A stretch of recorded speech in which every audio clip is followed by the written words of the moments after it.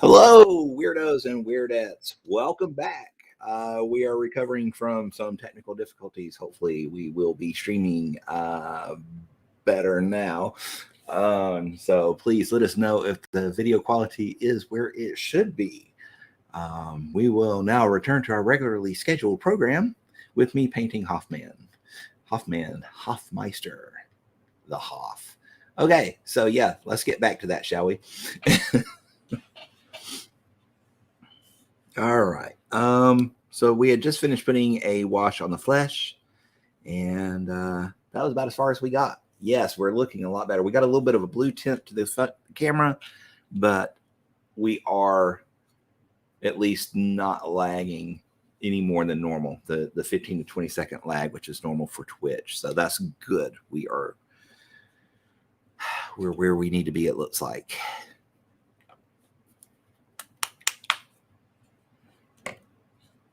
Okay.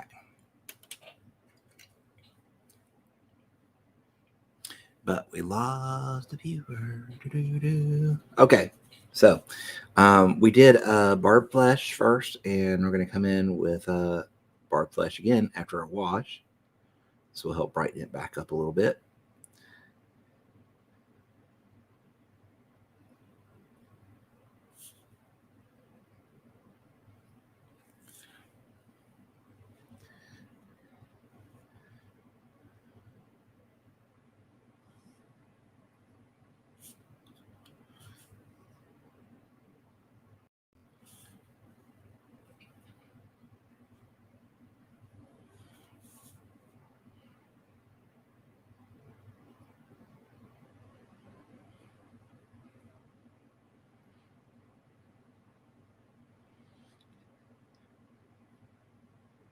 So did you guys have to bribe Waldo with donuts, or what? What got him to settle down?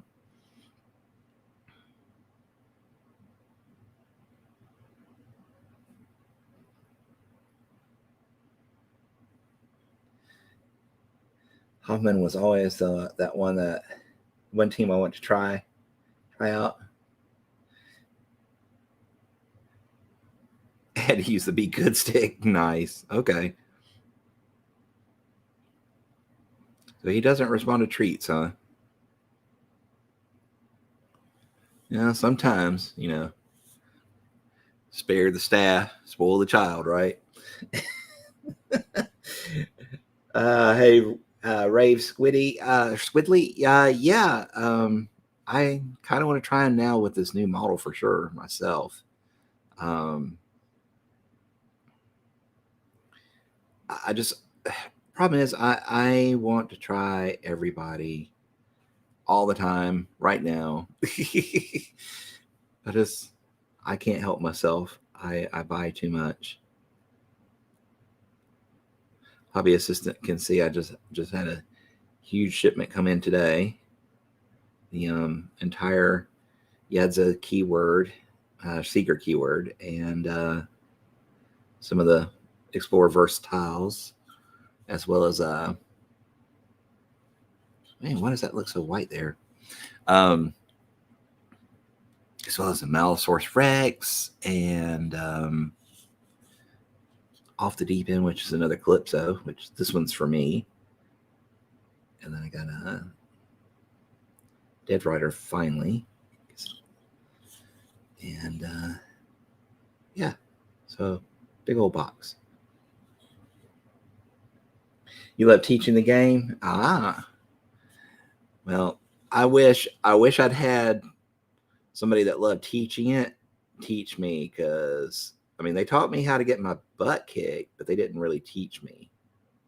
My first game of Malifaux, they brought Mama Z and Kalodi and didn't teach me anything, like I said, other than, okay, this is how I'm going to kill you next, and this is how I'm going to stop you from doing this, and hey, why are you hitting yourself? And yeah, so it was not a fun game.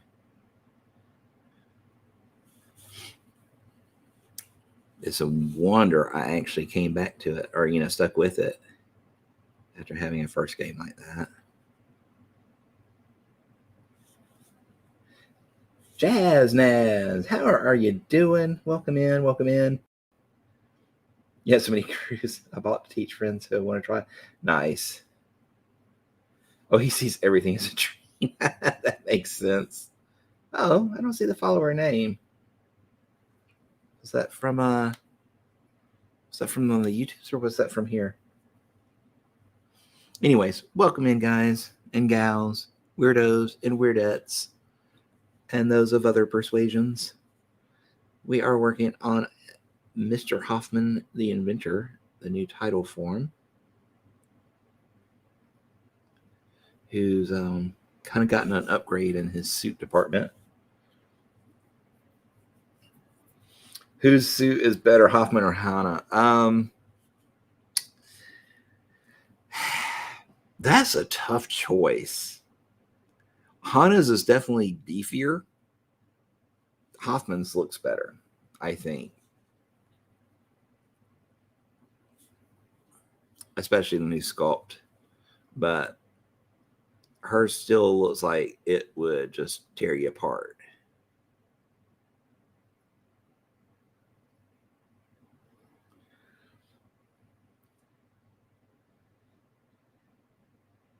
You dress the best is what you're asking. Yeah.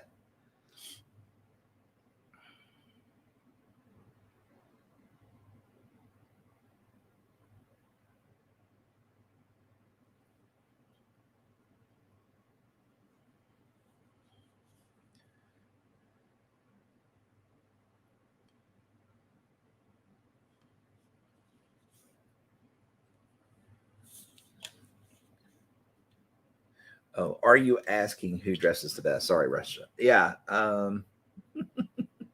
that's pretty good. Yeah, it's kind of what it sounds like. That's how I took it, anyways. Like I said, hers is more like a more ass kickery, and his is more like better dress, I think.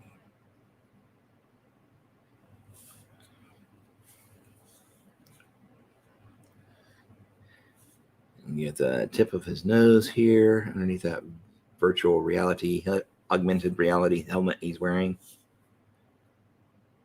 I guess it would be augmented reality. It wouldn't be virtual because then he wouldn't have a sense of what he was doing on the battlefield. So I guess it's augmented reality because there is a difference.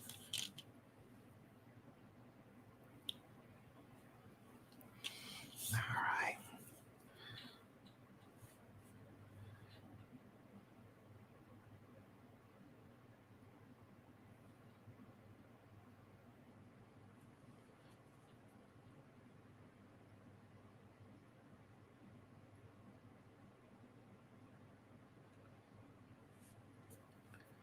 Catch just a little bit of his cheeks underneath here, not much. There's a little bit there.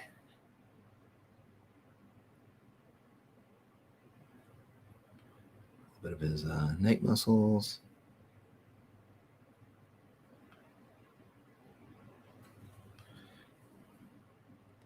Guess it's Adam's apple there.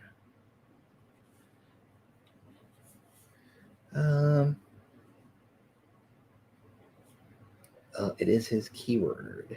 Guess it's kind of move as Hoffman could probably take control of Hannah's suit if he wanted to. Probably true.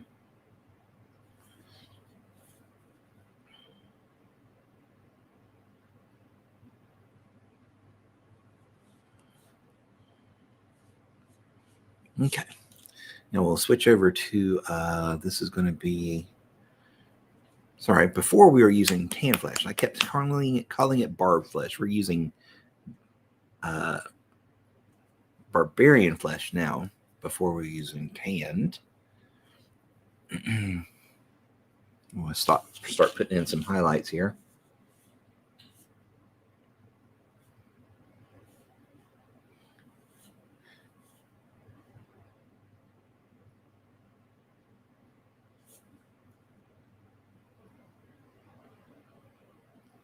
Is our hobby assistant still around? Is there any way we could fix the blue cast on the models or on the model camera.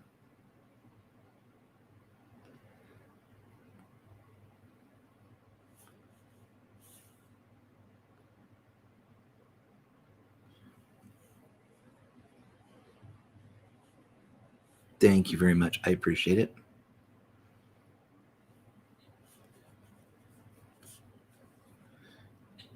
The one thing I'm not happy about this one is he doesn't fit on my little holder, which means I've got to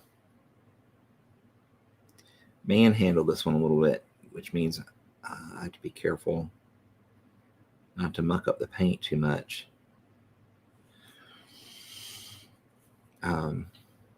You know, a lot of painters I see wear gloves. I would like to, but they bother me. I'm not like allergic to them or anything, but they make my hands sweat profusely, and I cannot stand to paint with sweaty hands, especially when that sweaty hands is basically stuck inside a sausage casing. So yeah.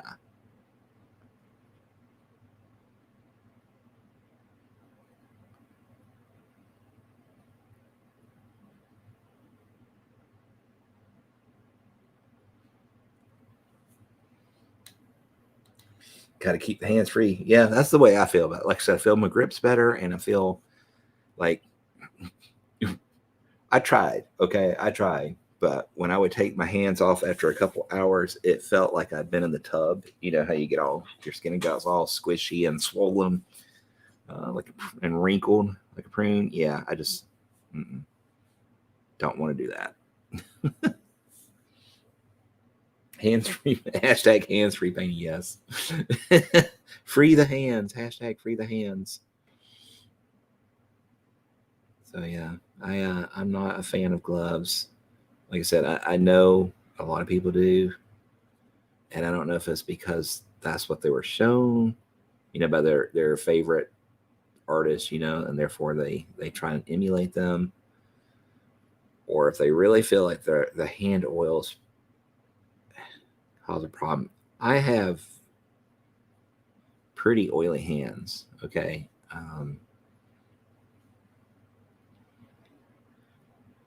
The skin tone in general, other than like my forehead, has like super Sahara Desert dry for some reason. But anyways, point being, I have fairly oily skin, and I have never noticed a problem in my miniatures because of it. So as a result, I don't see the need for the the glove thing.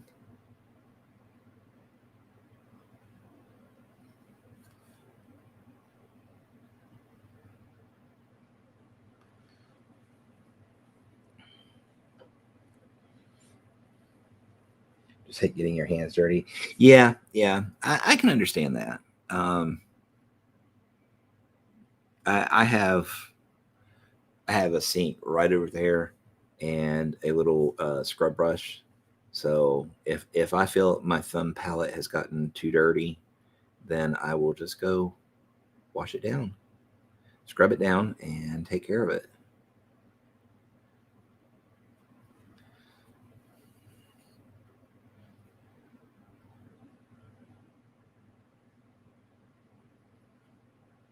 I feel like that was just a little too bright there on his chin. Yeah.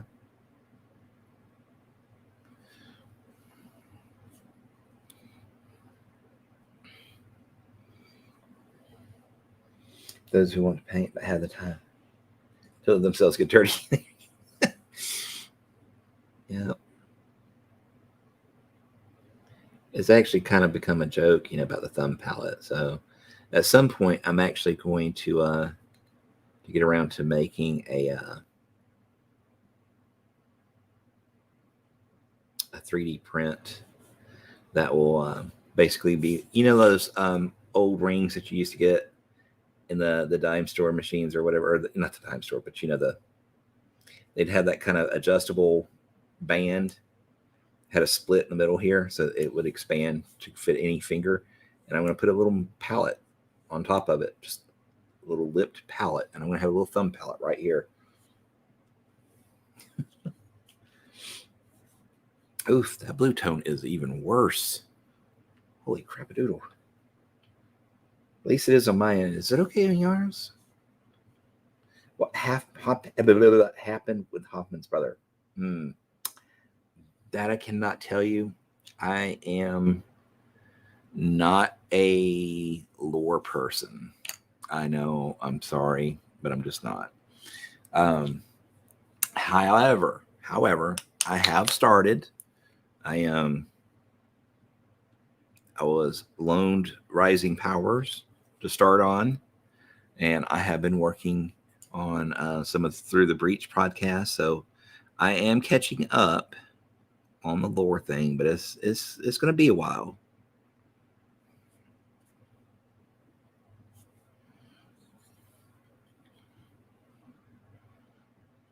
I've usually just get enough of the lore to kind of pick where I want to go, play wise, and that's about all I do. But Malifaux really does have a rich lore, and it gets talked about quite often. So it's not something I can go without knowing. So it's just a homework project that I'm gonna have to work on.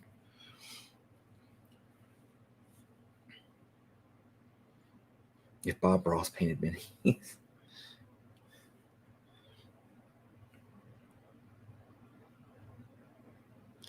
We don't have any happy trees to paint though, man.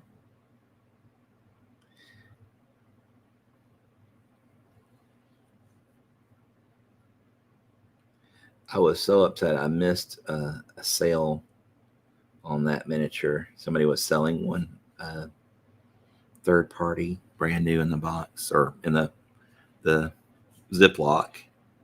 Oh, and I wanted it so bad, but I missed it.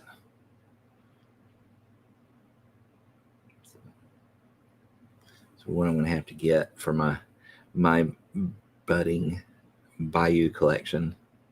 Budding Bayou, I like that. But yeah, I love that. Is it Bob Jebson? I think it is.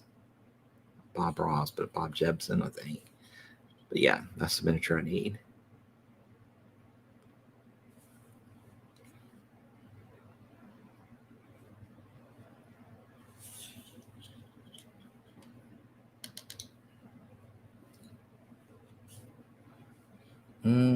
That is when we get to making is terrain.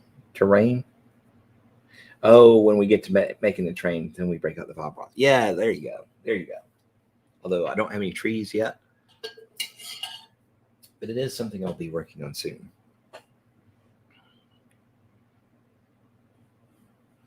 Okay, let's see here. He does have, I believe, it's kind of an off-white, almost taupe color. I'm going to go with off-white. Off-white on the bluish side, I think, for his shirt. So let's break out. We need intermediate blue.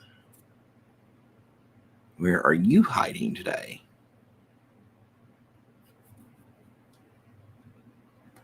Dark gray, linen gray, everywhere. There we go. Intermediate blue.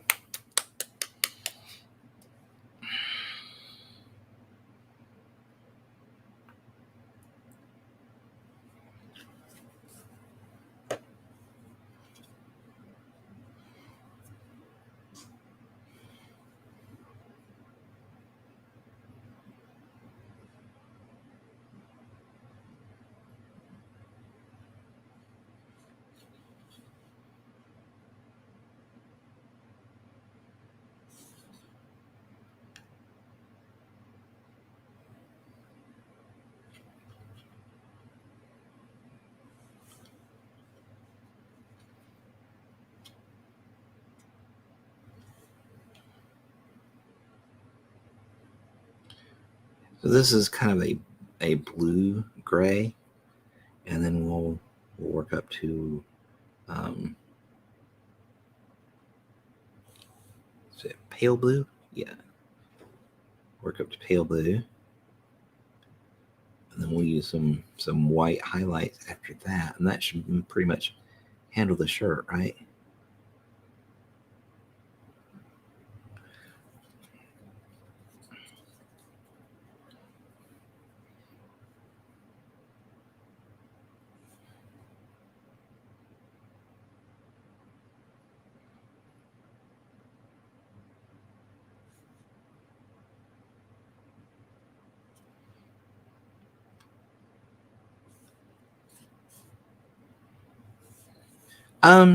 Not really small details. What I'm doing is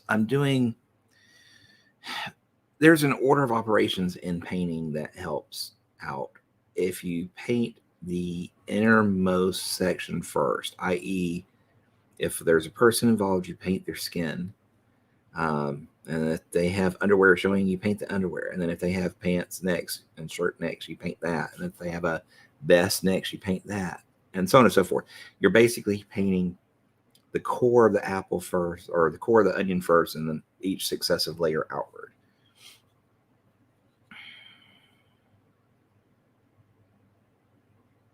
And that it helps cut down on the amount of mistakes you make, and helps ease covering the mistakes that you will make.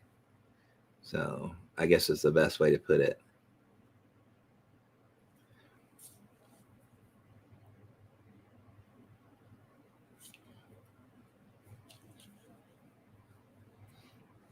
Now, I will occasionally go against that, but almost always start with the flesh tone, and then work out outward from there. I can't remember where I actually heard that from. It's been, well, probably sometime in 2013. So yeah, I don't remember it, but it was one of the first pieces of painting advice I ever heard.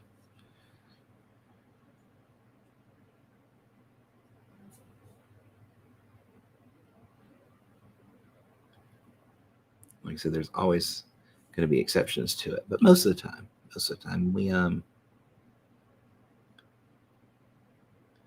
we follow it.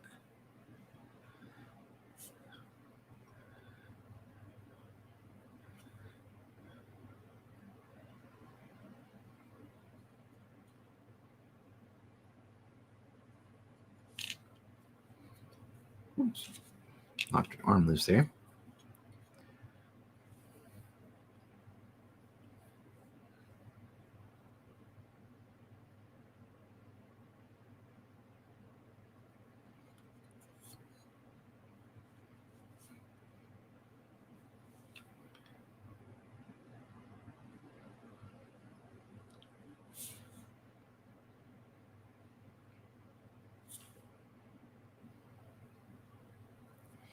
So we're going to be going till 6 p.m. Eastern today. So hopefully we will have time to get some progress done on this guy. At least a goodly amount of progress. Not sure if I'll be streaming the same time next week. I don't know yet.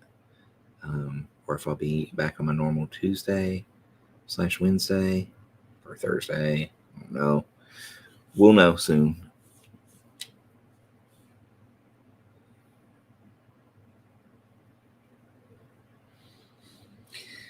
Let's see here. I go the Bob Ross way, so I paint all over and then work down on the little details, but I only had 2 crews paint. Okay, that makes sense. Well, I mean, look, painting is not a one size fits all onesie, okay? Everybody has a different painting style, and you work with what works for you.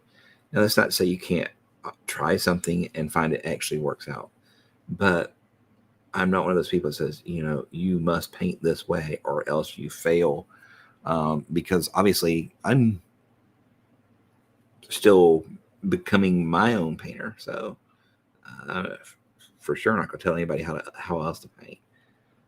I'll tell them how I paint, and if they find that my results work and my style works for them, then great. but definitely not one of those people that say you have to paint this way. I always say just, do what works for you. But be willing to try other things. That's what matters. But it doesn't mean you have to stick with it. You try it, see if you like it. If it works for you, if it doesn't, move on.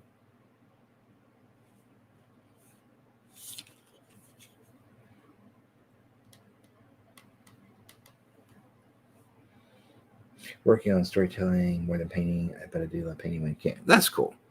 Like,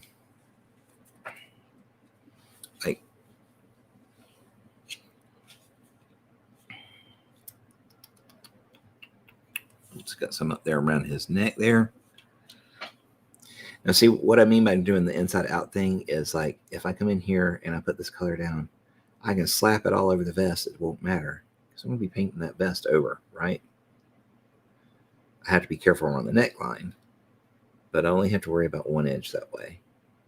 Whereas if I painted the vest first and the skin, or vest and skin, okay, then I have to worry about not getting it on the vest or the skin. So you see that's the reasoning behind the layer approach that I do, working out to in, or working outward in successive layers. Sorry, English was not working there, but you get what I was saying.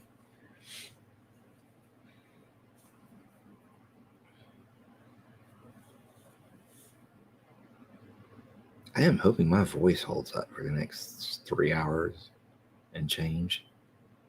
I've been talking a lot this week, which is funny. Not been anywhere. I had a stream on my site twice, and they were both very active streams, which was nice. I think that has that coded in. All right. So I guess between 4-hour streams there and then today, my voice is just shot.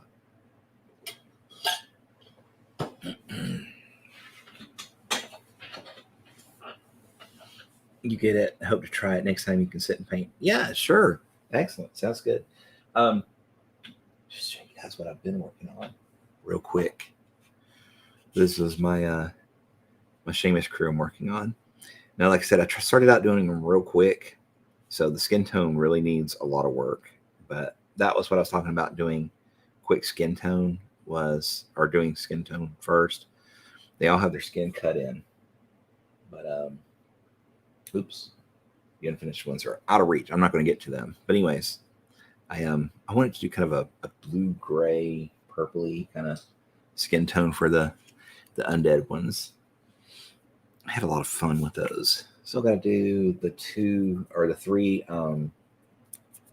Rotten Bell, Seamus, and his totem, and then I'll be done with the keyword. It is plastic, but one of the things, like I said, the color's just not coming in great. Ooh, we lost focus. I actually tried out Chimera Paints on these. I did a magenta base, and then did some violet washes and glazes, and it came out really good, but we can't see because of fuzz. But I'll probably be trying those chimeras out a little bit more often now.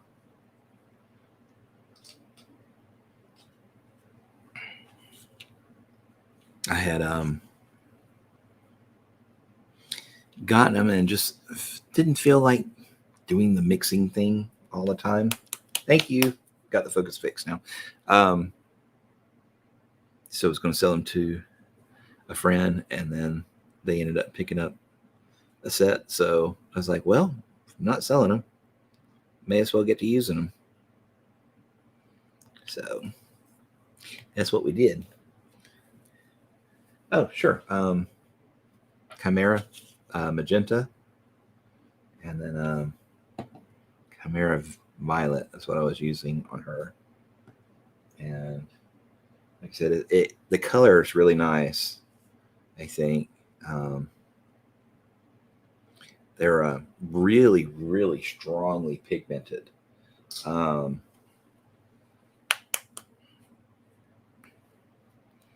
they thin down really nicely, but they also have pretty good coverage, even when thin, or thin how I work them.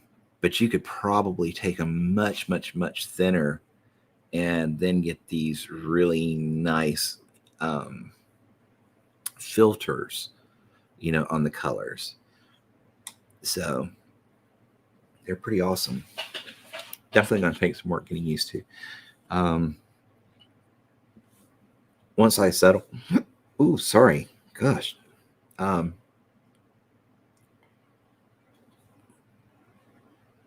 Once I settle on some flesh tone mixes for it, I will probably be using those chimeras a little more.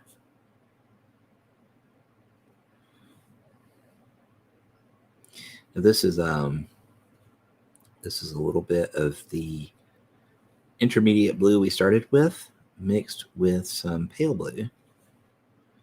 And this is our first highlight for the white.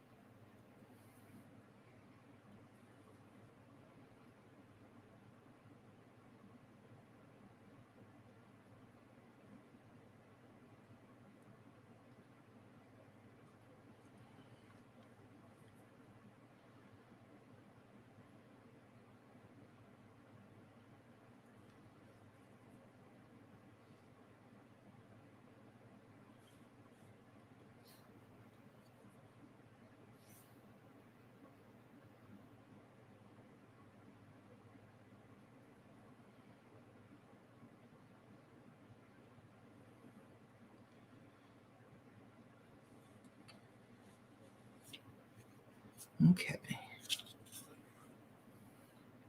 think that is a button there. I'm going to make sure we come back and hit that with a little shadow and some extra highlights.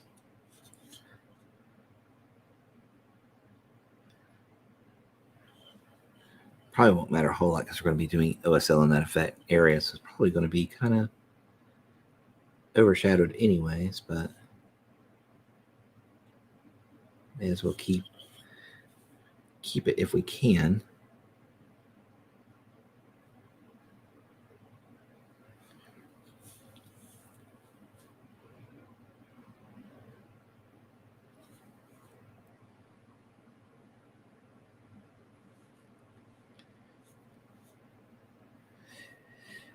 It's not the con exclusive. It is the new title form. He's available in a box with who I call Von Vader. This is the new Von Schill title form. He does not have his hoses on yet. I've yet to attach some. But he comes with this one. And then they have a model that they share. Oh God, what is her name?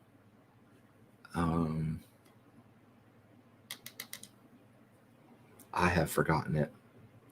But she's basically like a Lyra ether mechanic kind of thing. She creates items from the ether kind of thing, like straight out of the air, on demand as needed, I think. But yeah, these three models go together. Her, Von Schill, and Hoffman. Either can use her.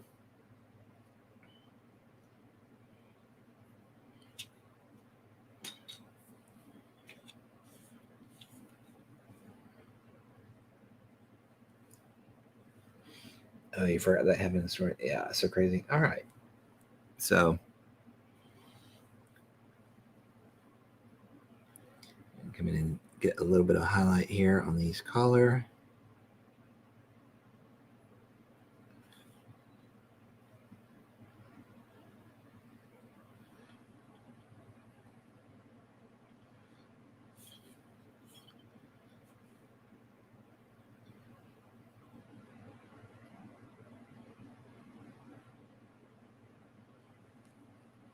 Okay. Now we come in with some pale blue. That's why they're asking about handing out. I see. Yeah. Ooh, that is a big jump. Maybe I will do. Maybe I'll do 2 drops pale blue, 1 drop intermediate. That was just a huge jump there.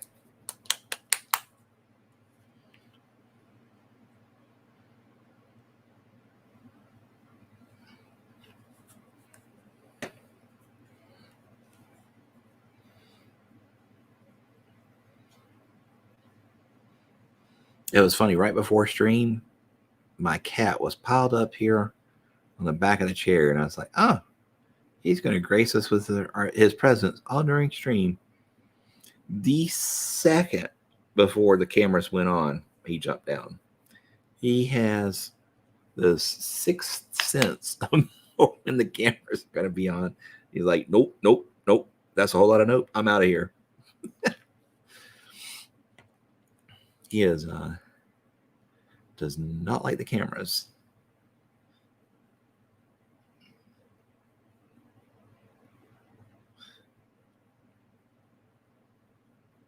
I'm not particularly fond of them myself, but it's one of those things that you have to do in the streaming world. You have to show your face.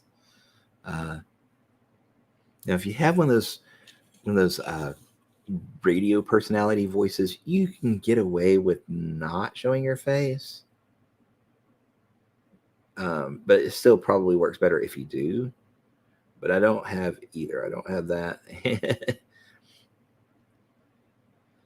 So just had to break down, and you have to do it. You have to show that mug.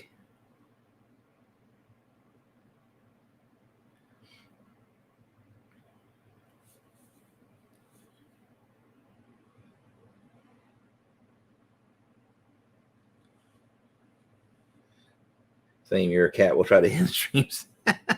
He doesn't end them. He definitely, well, he makes himself known, but he doesn't like to be seen.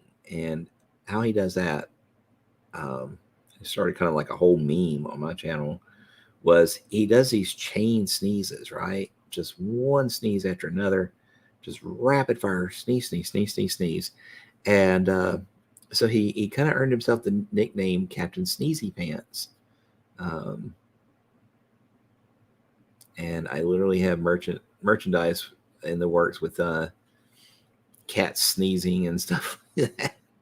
And of course, it has a one has a pirate hat and stuff. So because that was all he was known for, was sneezing in streams.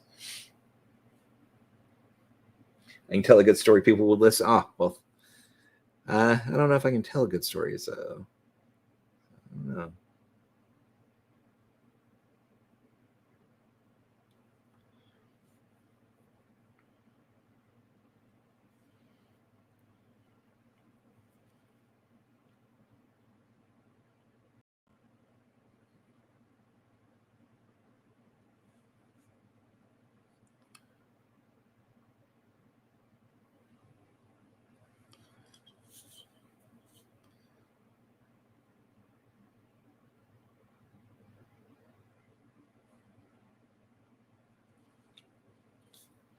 Brave enough to stream what you love and tell a good story. Ah, thank you. Yeah, he is kind of my totem. He's a totem that has stealth or something because he doesn't want to be seen. You can't see him from more than 6 inches away.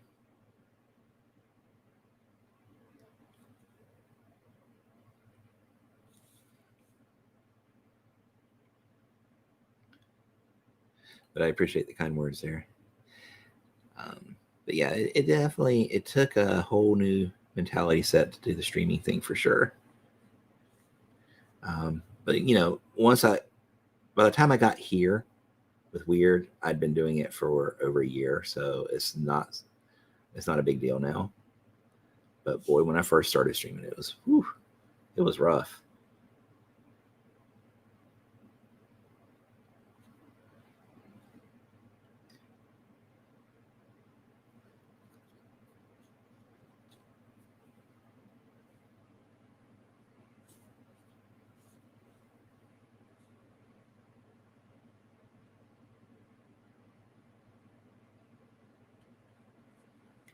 Okay, so we're just about done with this pale blue / intermediate blue mix. Now this is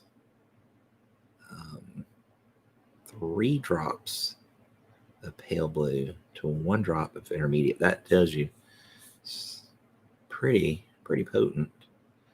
The brightness in pale blue.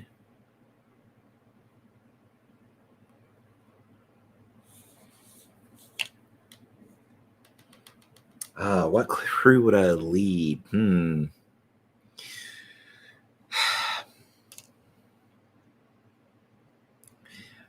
I would honestly say I would probably, if we're going that way, I would probably be the older version of Dreamer, like the adult version of Dreamer, because I was very big into dream mechanics and dream manipulation when I was younger. Lucid dreaming and all that good stuff. And Neverborn was my first faction. So, yeah, I'd probably be the adult form of Dreamer. I know we don't look alike or anything, but yeah. So, yeah.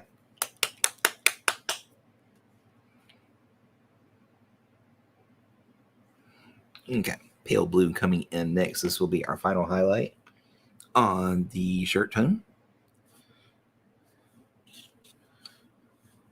Now you notice I skipped the collar area. Well, the collar area is so small, I don't think it needs the extra layers. We're just going to come in and get the final highlights on it.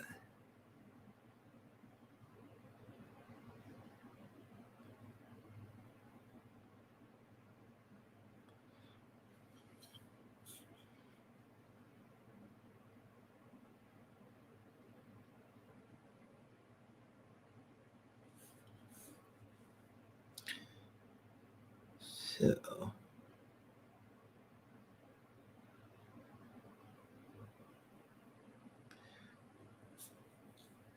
Neverborn. Jacob is your Neverborn crew.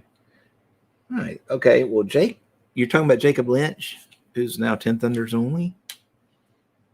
Yeah, I kind of hated how they moved on Neverborn. Now, see, you'll have to tell me a little bit about him because I'm a lore noob, so I don't know anything about his actual backstory. I know, a little bit about his mechanics, but that's about it.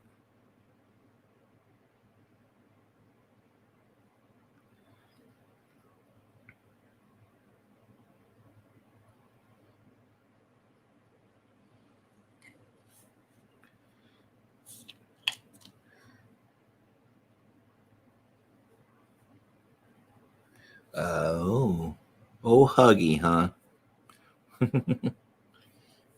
Huggy ruined the day for him. Oops, we forgot that cuff. We'll have to go back and work on that sucker. That was a boo-boo.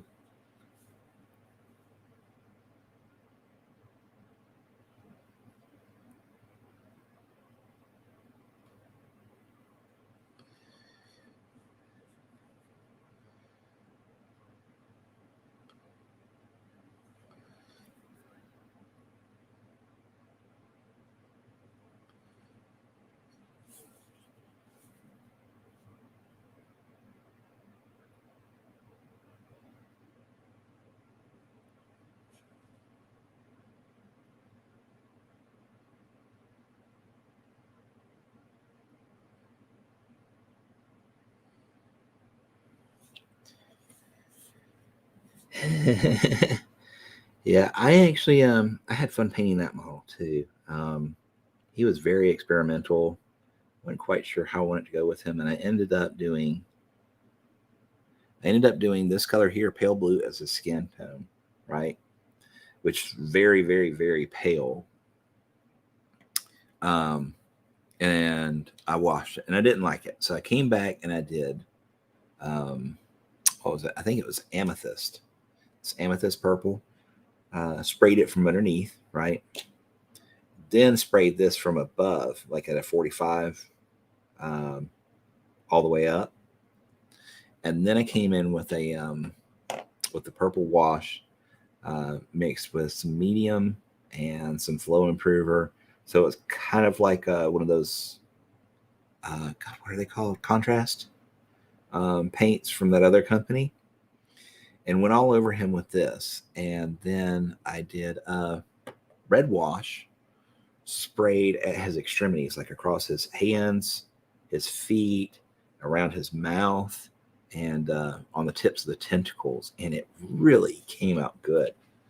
He looked pallid, but he had a presence. It looked really good.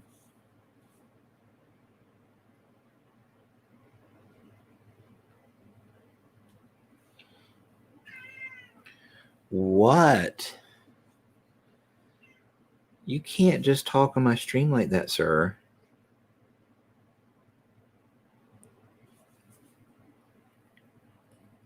Are you holding the talking totem? Well, then you can't talk. I do not have it here because it was a commission, but it is on my Facebook page, and I believe it's on my Instagram as well. Facebook page, you can find me at Haunted Hobbies, one word, and Instagram is haunted_miniatures.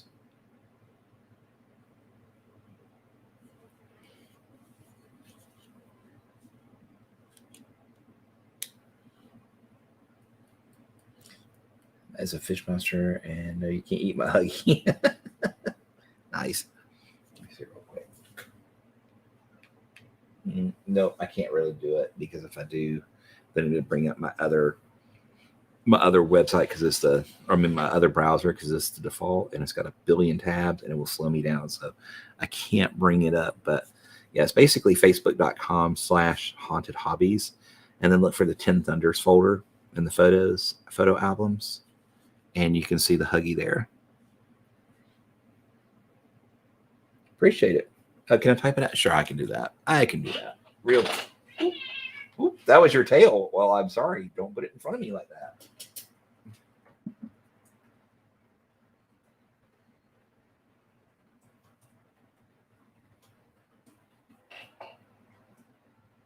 There you go. That should get you there. Or at least get you to the homepage of it. No problem. But yeah, that huggy was a lot of fun. And like I said, he was pretty experimental with the flesh tone. I wasn't quite sure how to do it, and I sort of followed the box, but kind of didn't too. So,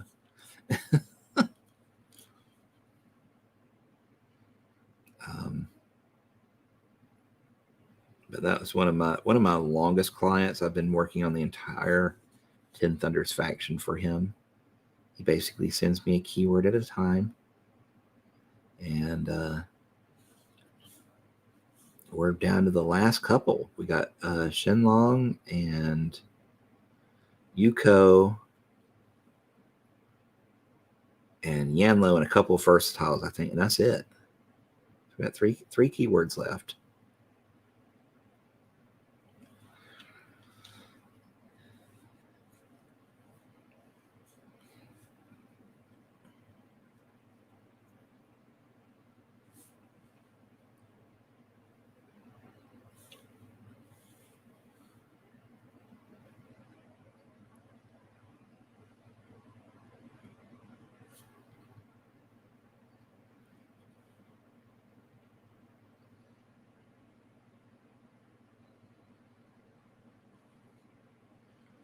There is a split there in the cuff, and I'm having a hard time getting it. There we go.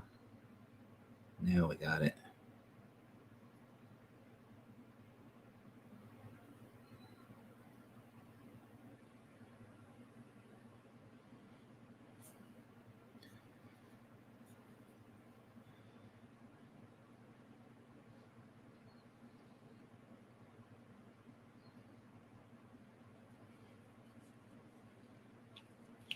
And those clowns are always lurking around your streets. Nice. How are you doing, Tiger? Been a while, or at least face to face, or you know what I mean, like hearing from you. The words are tough. Meow, baby, meow. Right, meow. Okay. I think the shirt's pretty well done.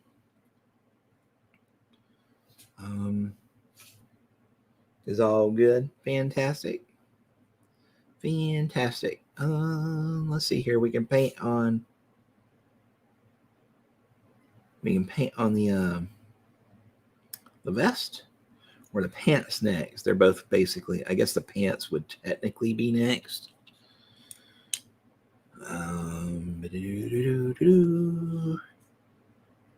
We're going to do them gray or are we going to do them brown? Let's see. What is he wearing? It is hard to tell. Kind of looks like a warm brown, like a warm gray or brown. I just can't quite tell. I'm going to go with a brown, I think.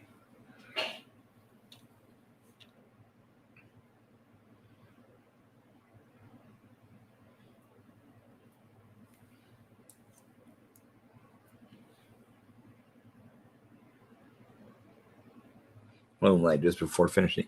Yeah, daggum bones.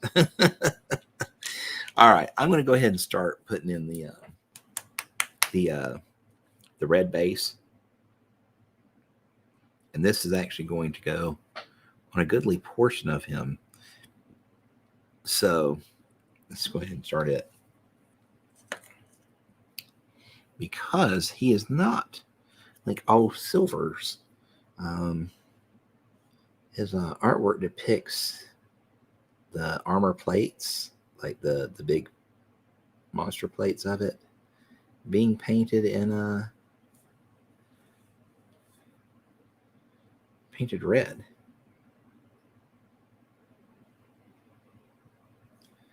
So actually, is his tie black? His tie is black. Whoops. His tie is black.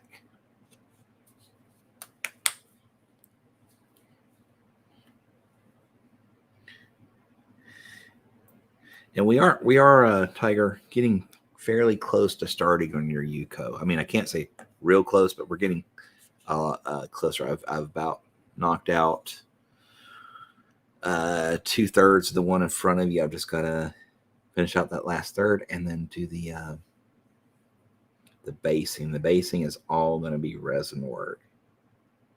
So pouring lots of resin,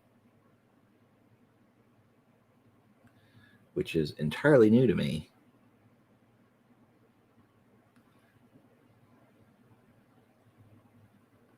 I basically have got to finish up the Calypso, Kia, the Harpooners, Tie Collar, and Hirata.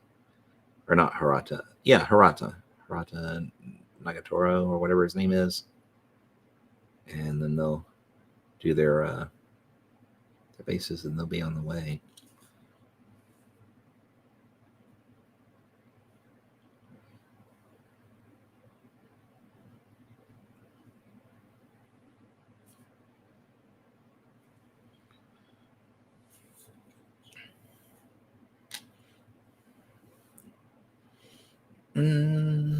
I'm matching the art on the box fairly closely. Yeah, Rave. Not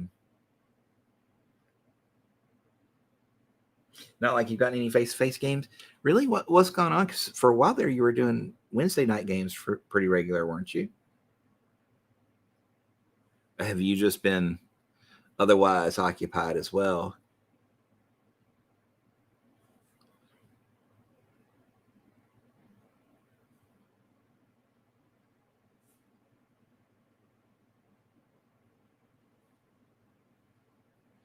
I want to try and come down there again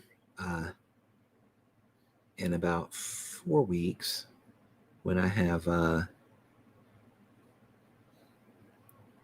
my final clearance from shots, vaccinations. I think I'm going to take the next one on the 28th or 29th. And of course, the 2 weeks after that. So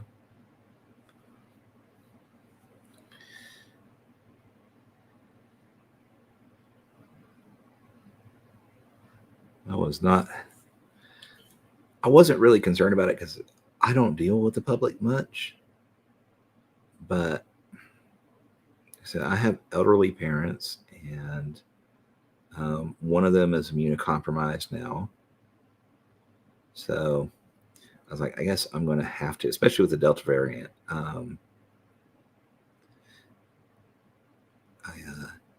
So I had to get myself in gear and get those taken.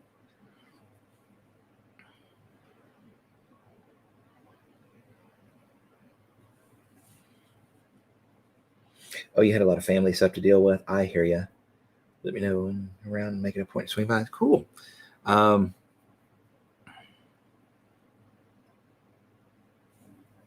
will definitely do that. Yeah, I was really glad I was smart enough to tell her to put it in my right arm because, oh my God, it about paralyzed my right arm by the end of the day. Like I couldn't move it without, like I couldn't lift it above this high right here. This was as high as I could lift it. And that hurt like hell. I mean, it hurt all the way into my pectoralis. It was rough.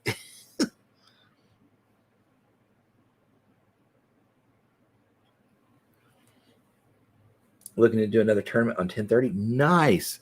That one I might can make. I can't say I'll be doing a damn in it, but I will. I could definitely make that one.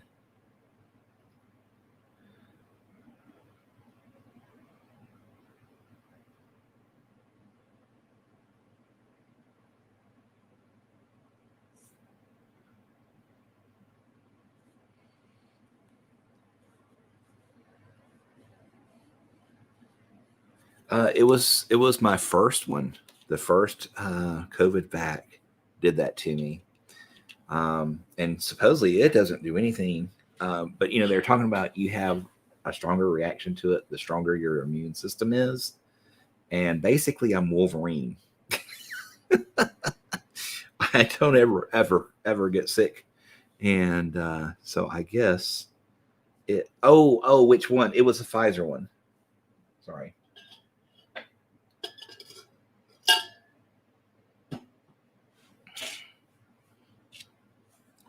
Wasn't following, wasn't grokking.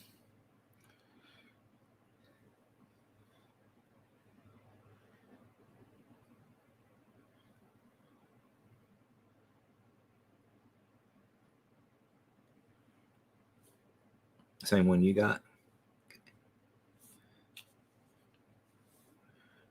Get up in there just a wee bit there. There is some of that vest showing.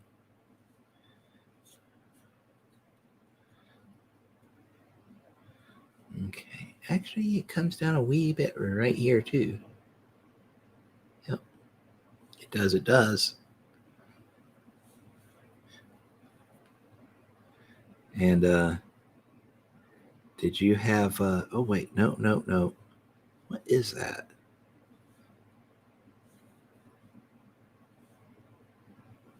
That's weird because it sinks in here. Must be another belt. Okay, it's another belt. Weird. All right.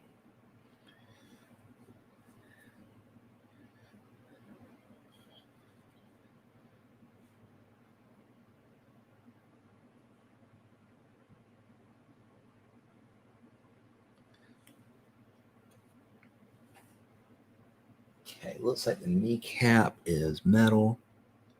So we'll just do the thigh and the calf. The red.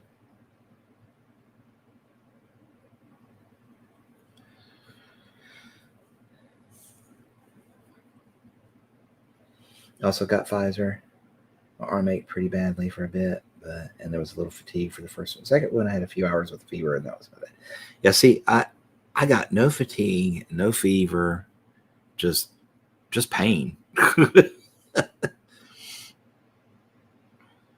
but But when I had to get my MMR in 2010 when I went back to college. Either because back when I got it was all paper record and it didn't get recorded properly, or because measles, mumps, rubella were not really an issue back then. They were pretty much gone, and I didn't get the vaccine. Either way, I had to get it again because either the records weren't there or I never gotten them. But I had to get them to return to college. Man, when they popped me with that, my arm swelled up instantly. Like within 10 seconds, there was already a knot in my arm. And by the time I got to the parking lot, it was a tennis ball in my arm. Yeah, it was rough. You got a shingles booster recently, and that felt like I'd been kicked in the arm. Yeah, now I've heard that a lot.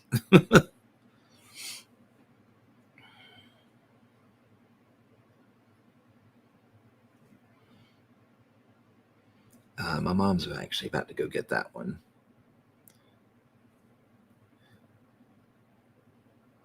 And I probably need to as well, because that was one thing I did get. I got the worst case of chickenpox when I was, I think I was 16, 17 years old was when I got it.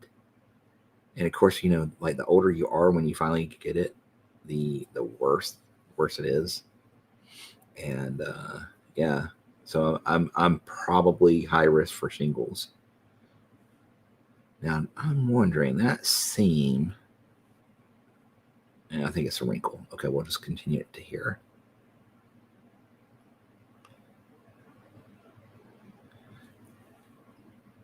So yeah, fun stuff.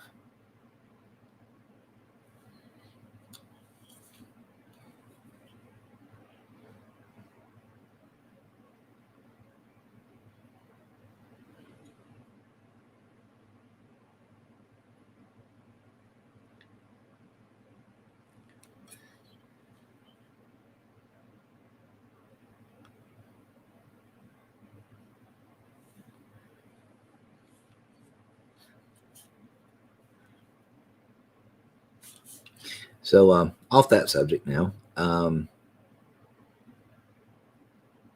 Anybody here that plays No Man's Sky? They did a patch recently, or a big update / patch recently, and they added in their third expedition, which is cool. I love the expeditions. Like, that's probably my main reason to play now is the expeditions. So I pretty much log in, do my expedition, and when it's available, and then log out till the next one. But anyways, this third one that came out is kind of almost a challenge mode.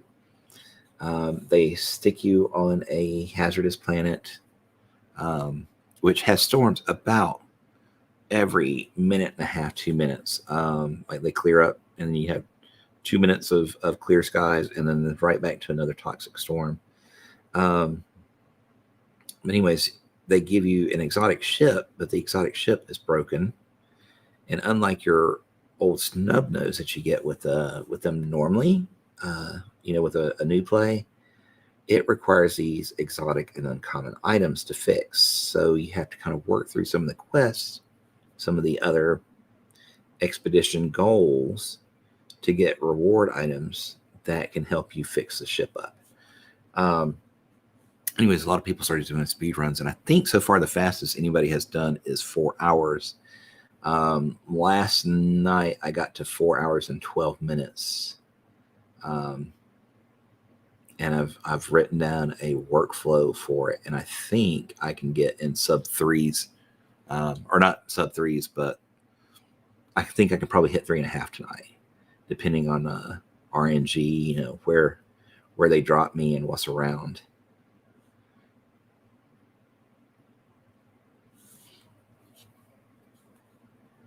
Yep. The biggest thing is, the hardest part, really, honestly, to me, is scanning. all the minerals in the plants and the animals, tracking those down and getting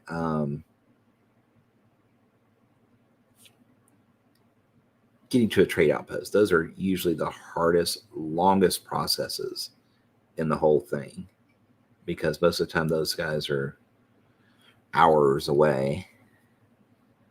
So it makes that part really hard. It's basically luck. If you get a good roll on where you are located.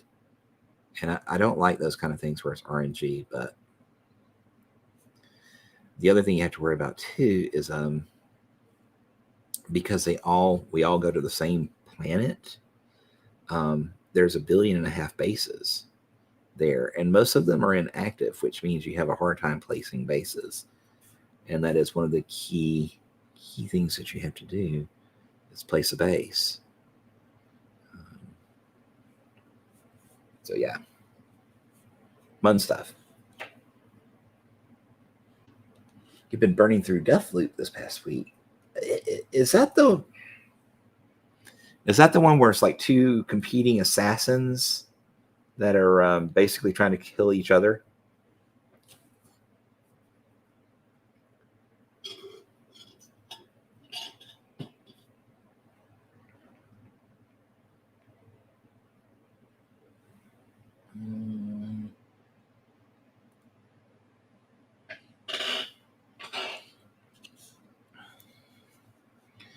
Wait till that dries a little bit. There's a little trash right there. Actually, it might be in the model itself. I think I got it now.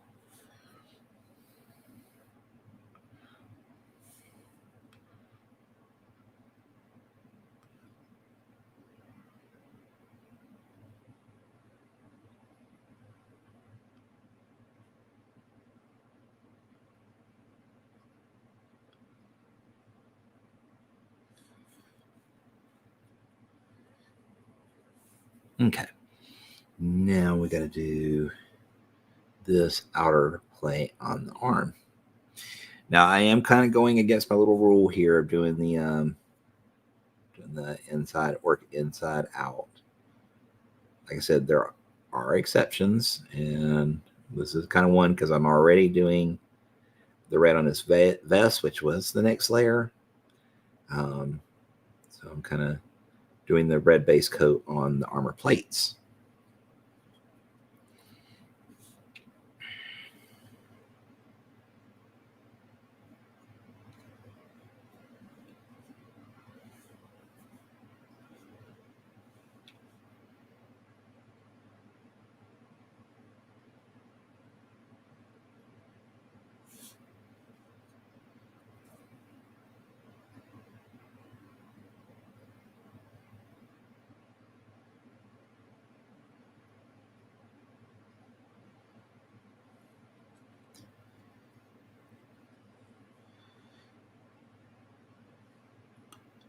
Okay. So we're just doing this little arm plate up here, and his shoulder plates will also be done same way.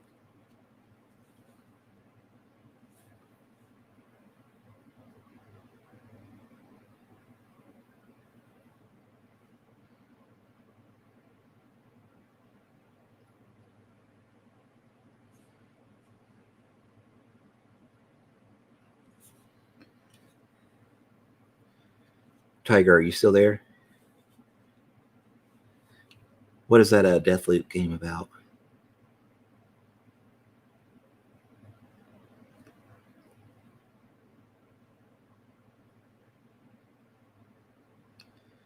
Now I could probably paint section 2.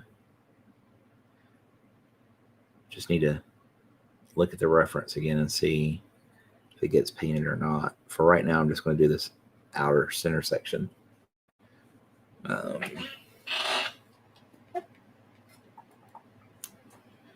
See here. It looks like it is. Looks like it's the whole section all the way up.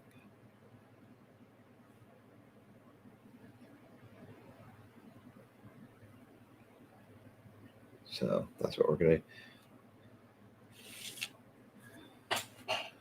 It's basically a sneaky shooter where you're stuck in a time loop and need to figure out how to assassinate 8 people the same day. Oh, wow.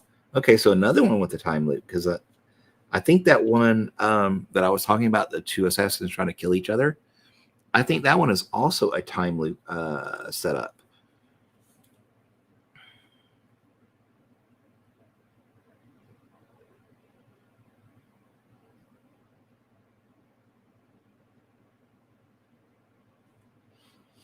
When I saw the armor was red painted on him, I almost considered doing one arm red and doing the rest metal, like, you know, C3PO and his red arm,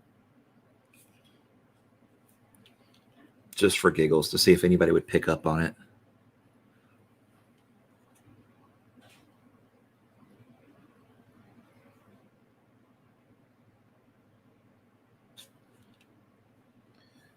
That may also be Deathloop. One of the targets is trying to kill you back. Maybe that's it. Maybe that's it then. Because I was like, that's kind of crazy that they're 2 similar genres, and both involving, you know, time loops. So maybe that's it.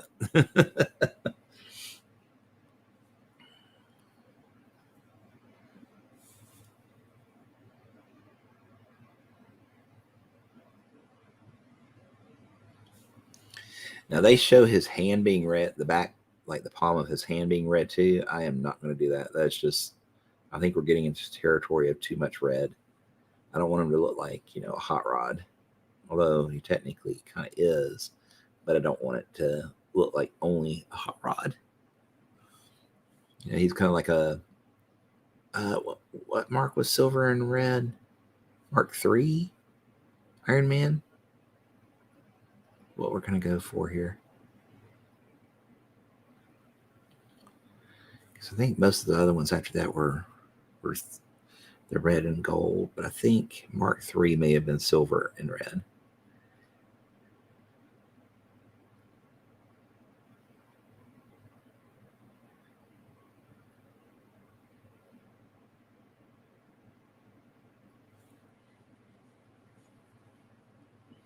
Got a very 60s, 70s vibe, great music, great voice acting, neat puzzly bits. Very cool. Yeah, I think that's it. Because if I remember correctly, one of the assassins has an afro, which is was a big kind of 70s thing. I think, if that's the one I'm thinking of, or maybe I've got something else mixed in. That could be Disco Elysium. I may have that mixed in.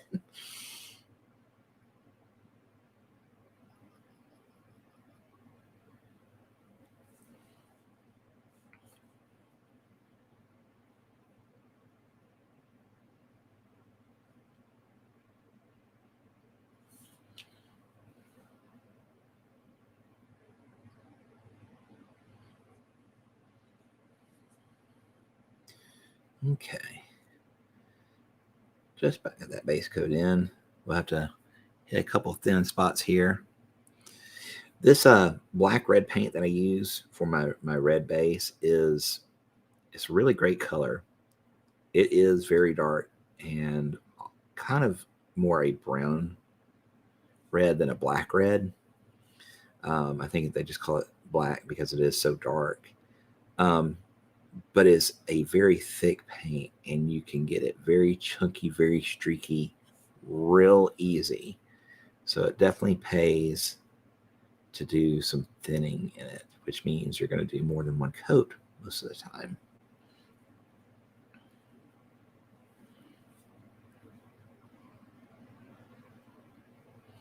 Areas you know you're going to do a lot of highlighting on it is not so necessary. Like if you know you're going to be building an area up a lot, you can kind of not go so crazy with extra layers. Disco Elysium is brilliant, but very different. Well, yeah, but I was just thinking maybe the character, maybe that was why it was sticking in my head, was from that.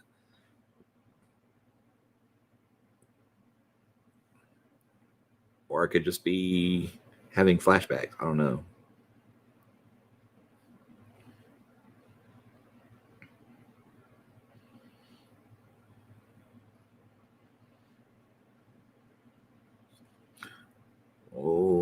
Where did that go? I just slipped. Ah, it hit his backpack here. We're okay.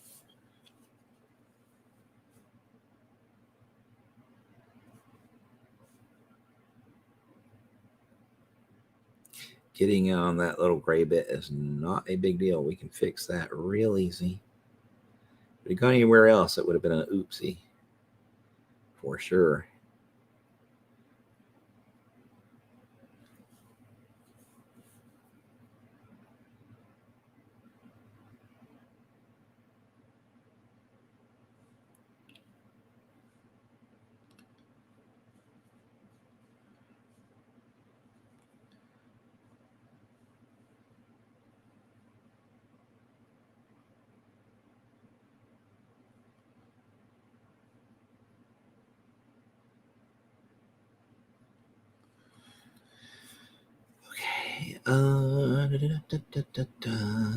Just gonna get that, recoat it there.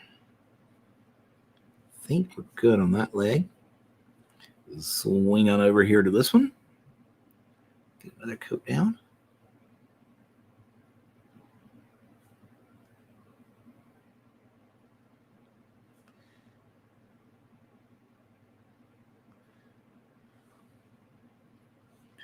A little chunk of paint floating around there. That was uncool. I think it's time to change my palette paper. If you reuse your palette paper a lot, like I do, you tend to get these little nubbies. That's what I can come up with for them.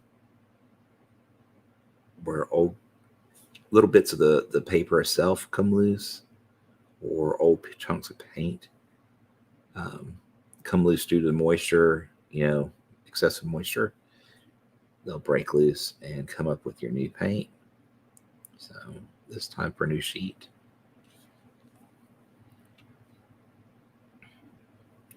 Which this is probably one of the fastest ones I've gone through. I think it's because the little brush I mix with the back end of it is very rough, and I think it tore the paper, and that's why, or scratched the paper, and that's why we've got so many nubbies so quick. Usually, one of these pieces of paper will work for 5 or 6 washings or more, and this one's only 2 washes in, and already got the nubbies.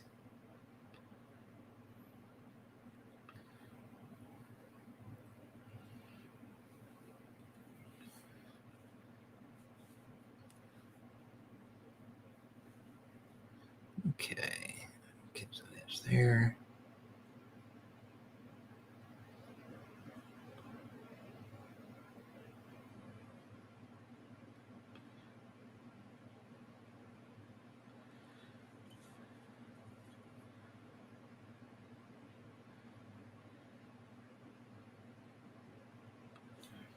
So we're definitely gonna, when we get done with this guy, we're definitely gonna have to do a video of him finished up, like spinning on a little Lazy Susan, and play I Am Iron Man during the video. I think we just have to do that. It's just got a situation. Just gotta do it.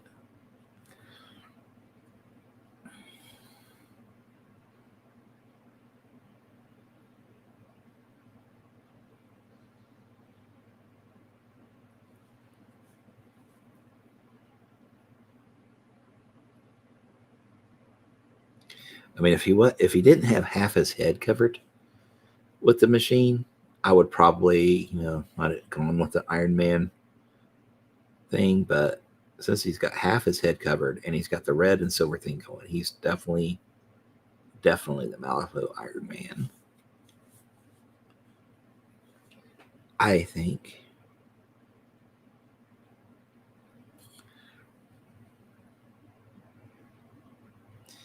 I mean, they do so many pop culture references anyways.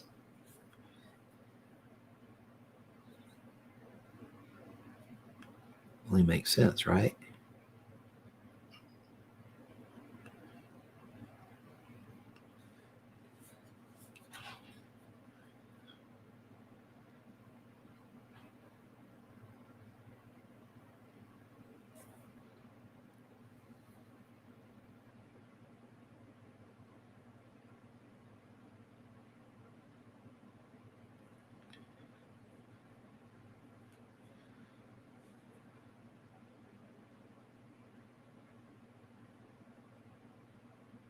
Okay, we're going to get these shoulder pads here. I'm going to stick them a little bit of this real quick.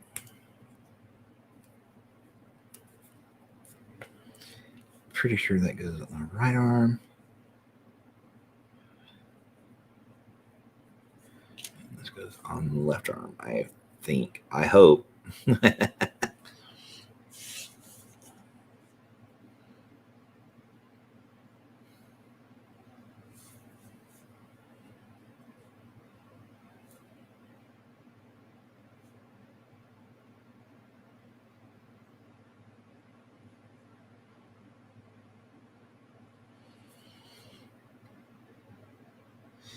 Has some very, very fine vent holes here, so we had to make sure we do not plug those up or glob paint in them too bad.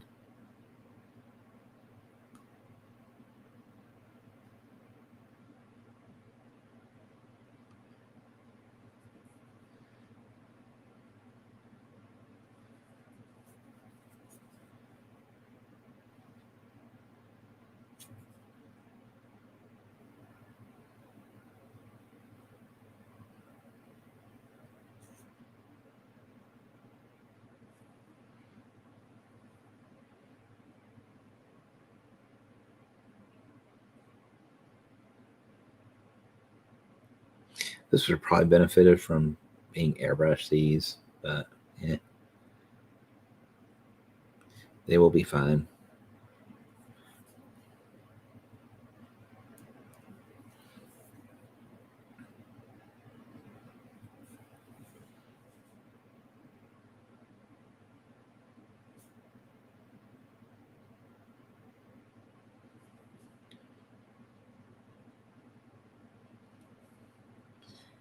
Oh, really? Stuck my finger right in that. Because I was trying to be all braced and everything. I stuck it right in the piece that was still wet.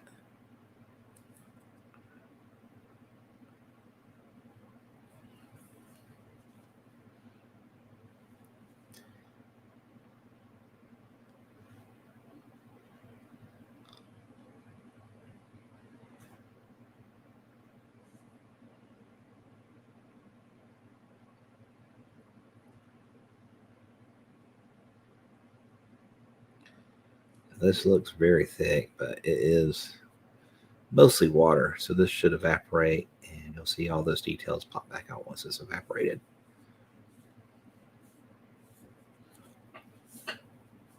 Okay, so got, oh shit, pardon my French, forgot is red on this arm here. So let's get that real quick.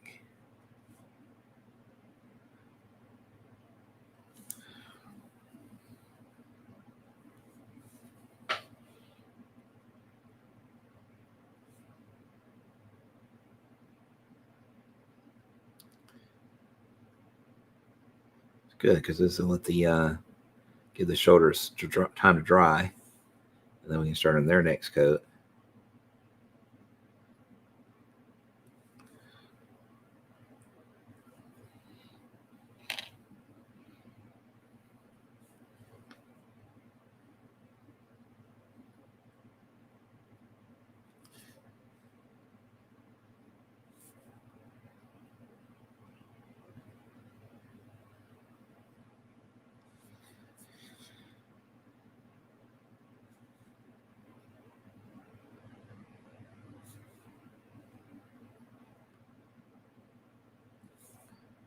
Now this is another model we're going to be using the multi-black on, which if you guys watch the Bellhop Porter, we use that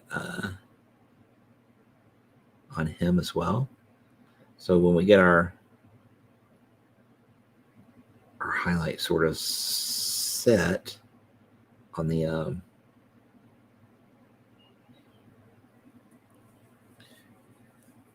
edging of the metal and stuff, we'll come back in with the multi-black and pin wash everything. And to give it a really nice finish, I think. Bless you, cat. My goodness, you're sneezy today. Oh, this is actually kind of mild for him.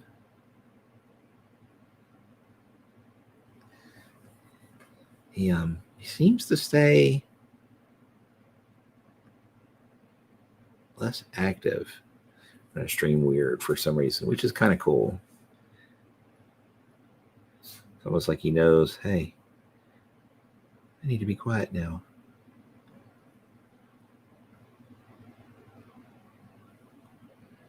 Or it could be the last time that he did it on stream. I yanked him up off the ground and showed him to everybody, and he didn't like that. He's a very private cat.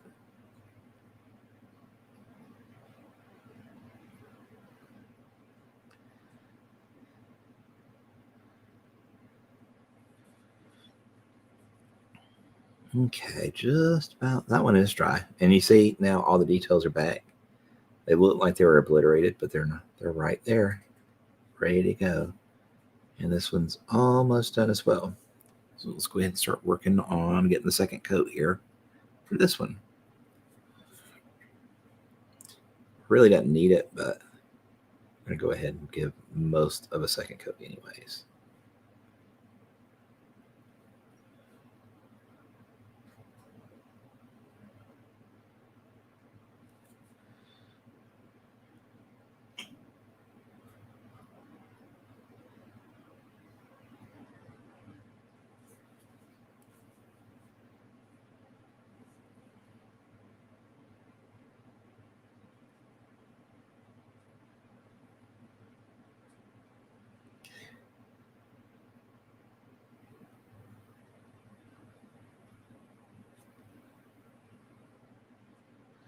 And there's that one done. We'll come in and do the second coat on this one. Now that it's, well, there's a little bit in that little recess, but I think it'll be okay. Because it's in the recess, we don't have to worry about tearing the paint, which is something when you're working thin you can do. If you work over an area that's still in the process of drying,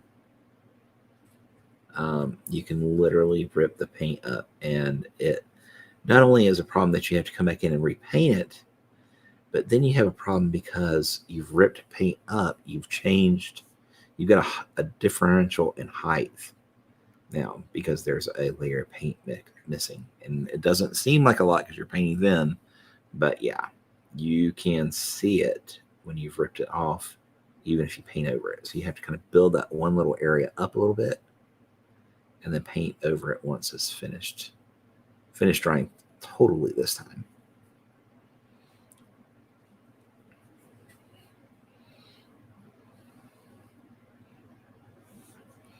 Okay. Second coat on this arm, and then we'll be done with that.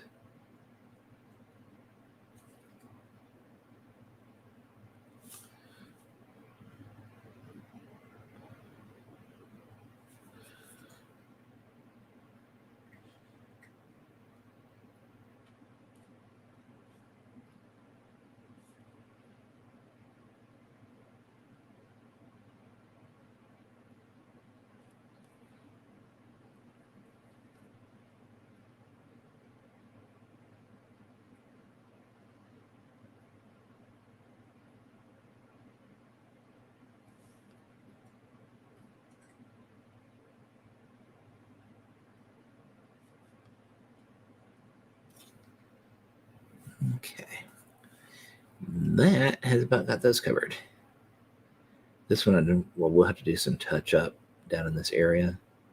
Got a little crazy with my brush. That's okay. Touch ups are not a problem.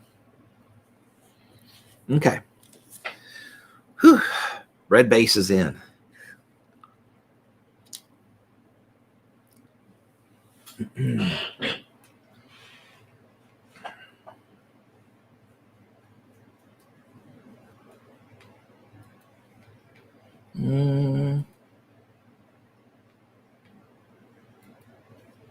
Okay. And once it looks like I have a message, let me check, see what it says.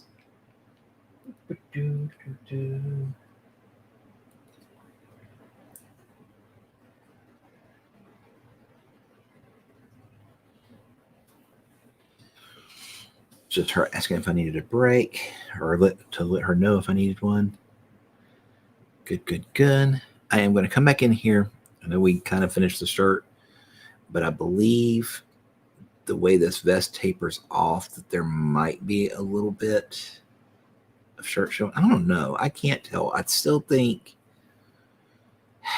this looks like his vest, but then again, I see there's this open gap that sinks below it. So I think it's a belt. I think it's another belt. So let's fix that. We'll come in and do a little bit of red here in between the two.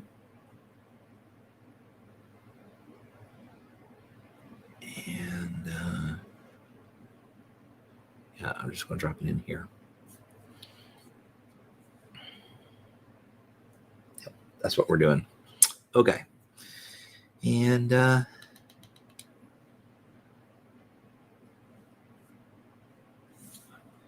little bit up here.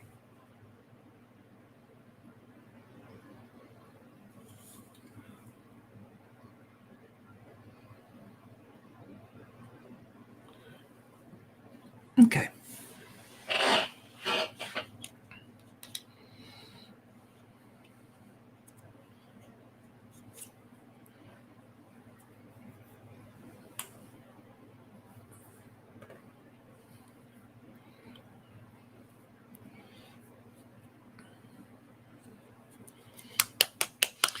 I'm going to mix a little bit of black with some dark gray.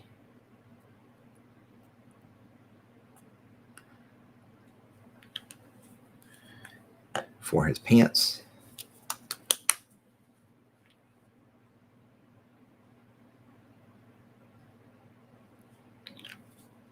I may need one more, but we're going to try 1-to-1.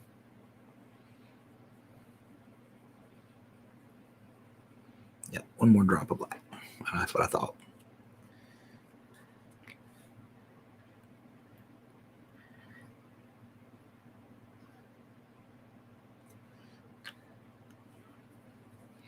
So we've gotten kind of quiet here. Let me pose a question. Has anybody here not tried the Vagrant Song demo or the Bayou Bash demo on Tabletop Simulator? I'm not sure if they're still available, but I know they were for a while. And that was a good way to try before you buy kind of thing. I want to hear if anybody did it or didn't try those out and what you thought of them.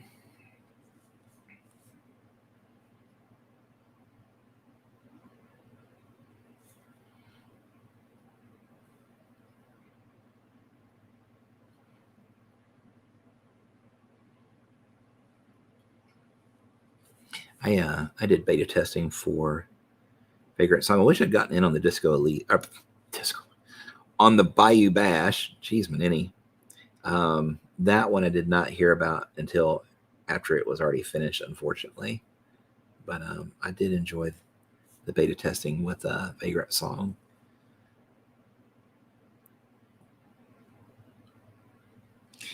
Helped we had a very technically minded partner in that who's now working in the office there. She helped us figure out some of the puzzle areas very quickly and figure out which activation or combination might be best. Because I can do it, but I also overthink, and I take way too long to do it. She just helped expedite it.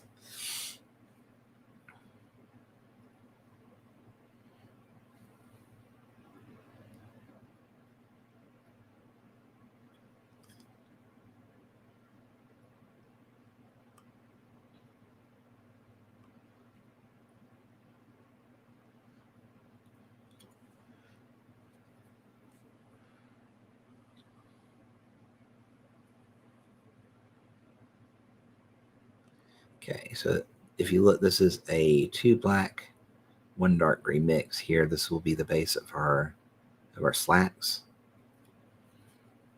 because I want it to have some difference between that and his shoes. And of course, some difference between the base color of it and the metal too. So that's also why we went this route.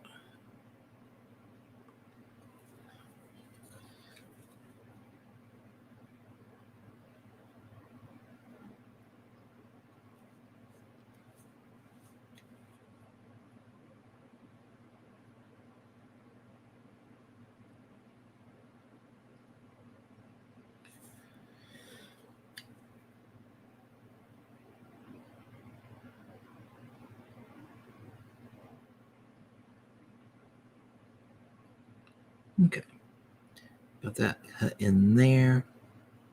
This will be fun trying to get this little bit here.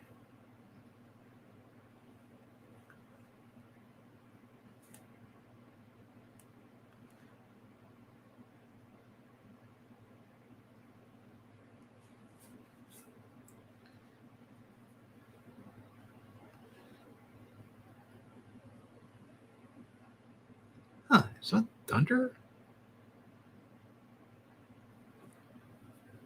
Maybe it's just... Okay, so we got the dark charcoal gray cut in now for the base of the pants. Probably hard to tell on the camera, but it's there.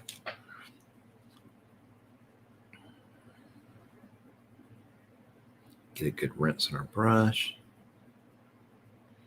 I really need to do a cleaning here on these soon. They're getting kind of messy.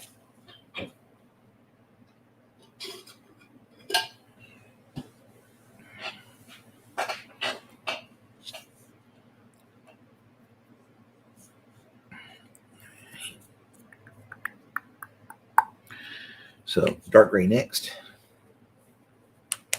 by itself.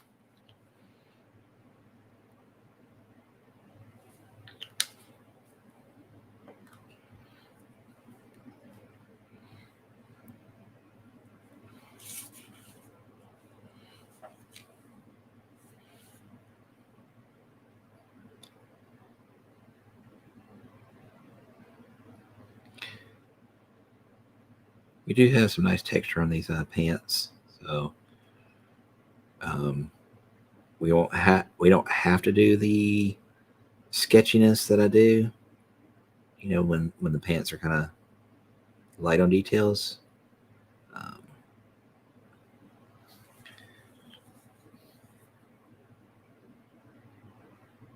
But I kind of got where I like the look of it. Like it, so it looks like the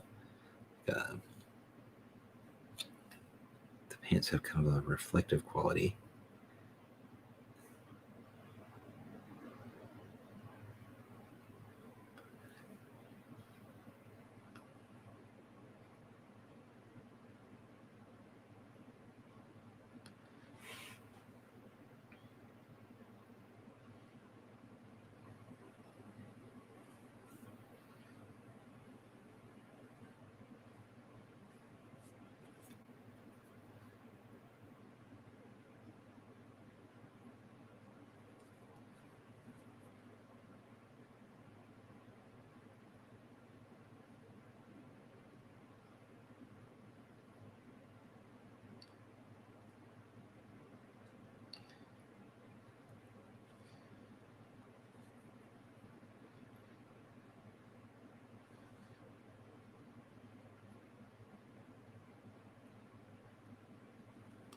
Okay.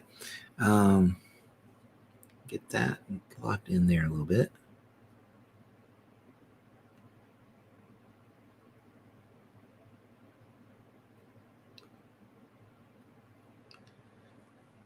Okay.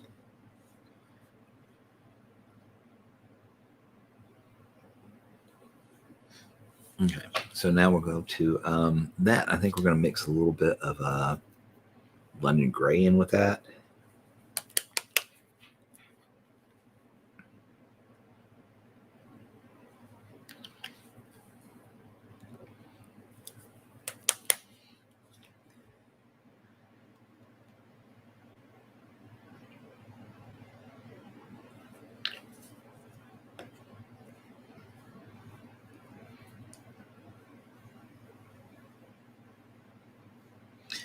Let's help tone it down just a wee bit. We don't want to go jump too far into the dark gray, or too far into the London gray.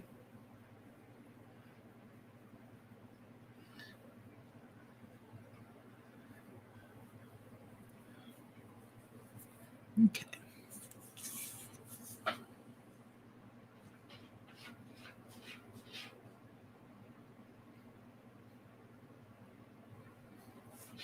Still looks a little bright, but hopefully once it dries, it'll tone down a little bit.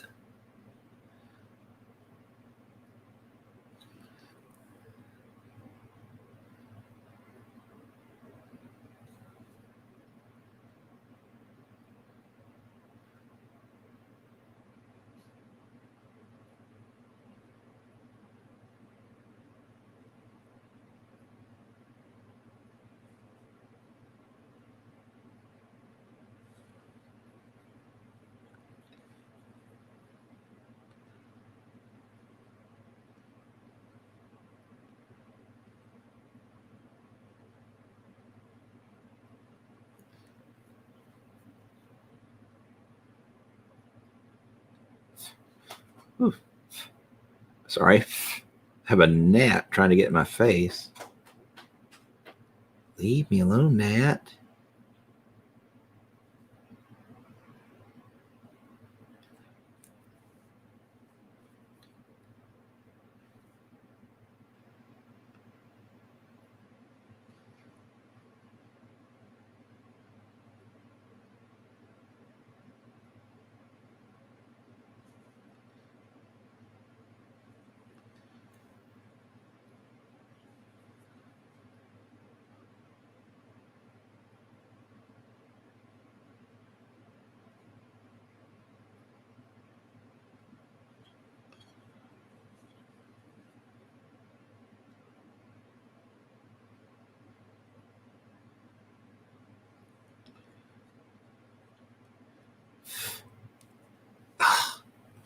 Man, things drive me nuts. I'm sorry about that, guys. I was trying to fly up your nose. There's not a whole lot you can do.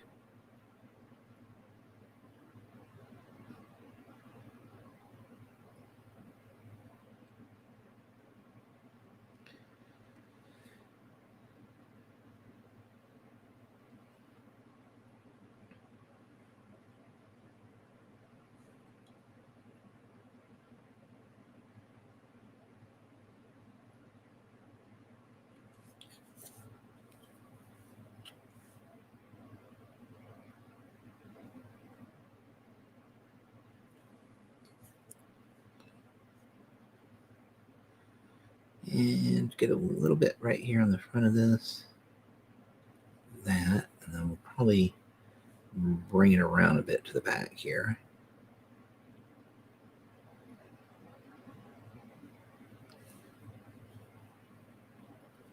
Okay. And finally, we'll do a little bit of London gray by itself.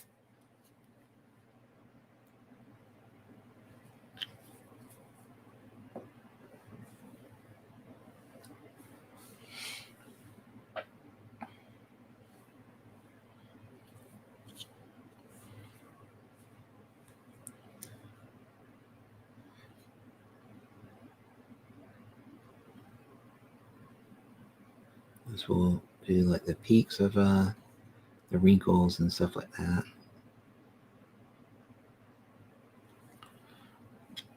If we can keep our paint from drying up on the brush, that is.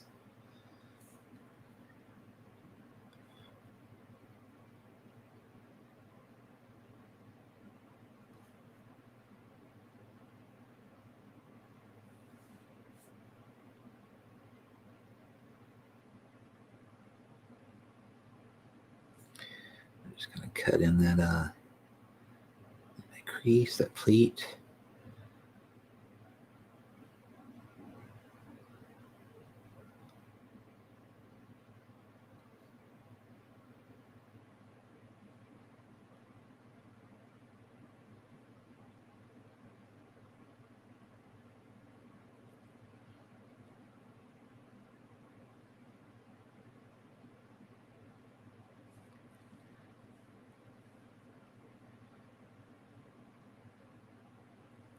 right down there.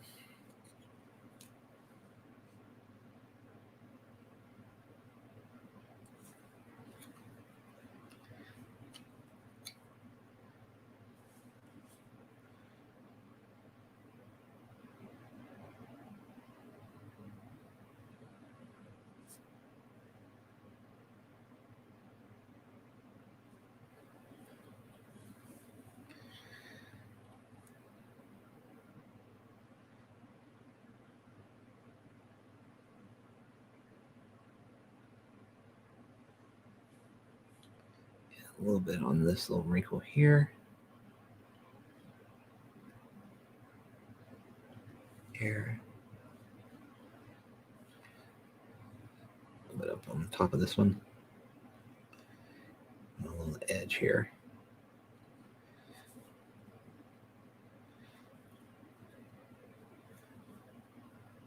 And then a little bit right in there, I think.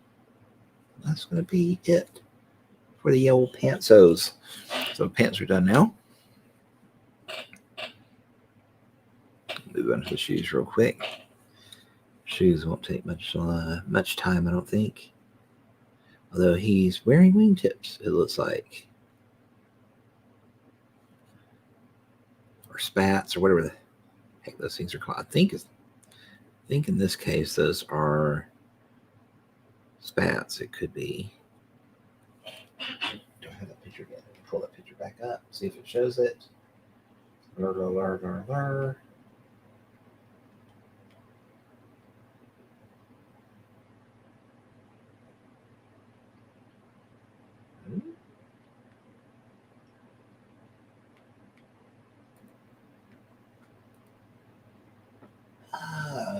I can't tell in the picture. It's too small.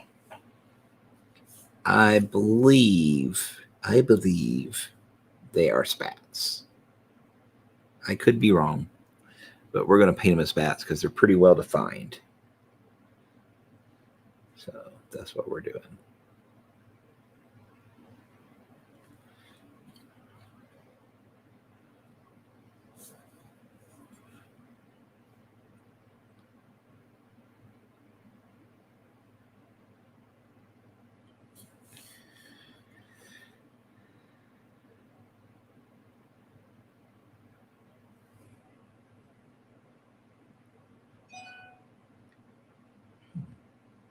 That is a text.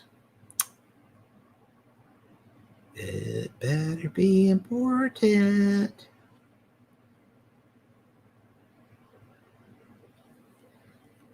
Okay. Let's get this other one done real quick. Get these kind of blocked in, and then we can do the spat portion.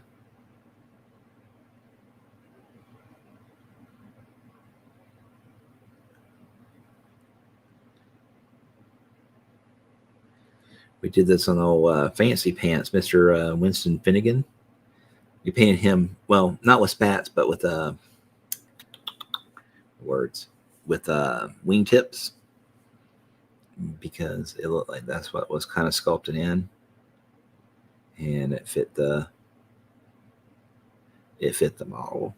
Mr. Fancy Pants needed wingtip shoes. So anyways, we'll come back and do this, and it will also serve as a nice little break right here between the gray and the black. Even though the gray and the black has a good definition between the two, having that bright pop of white down there will definitely set the shoes off from the pants, even without the highlight. So give me just 1 second. Let me check and see what that text is about.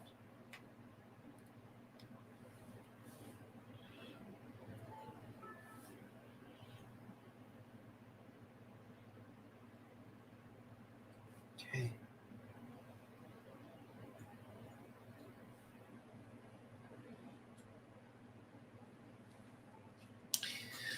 All right.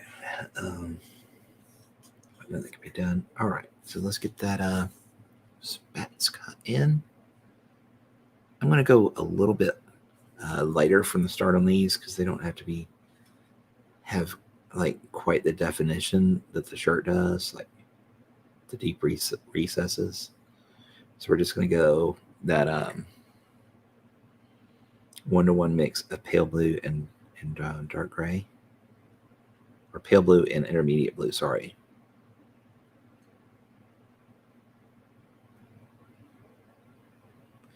That'll be our first color here.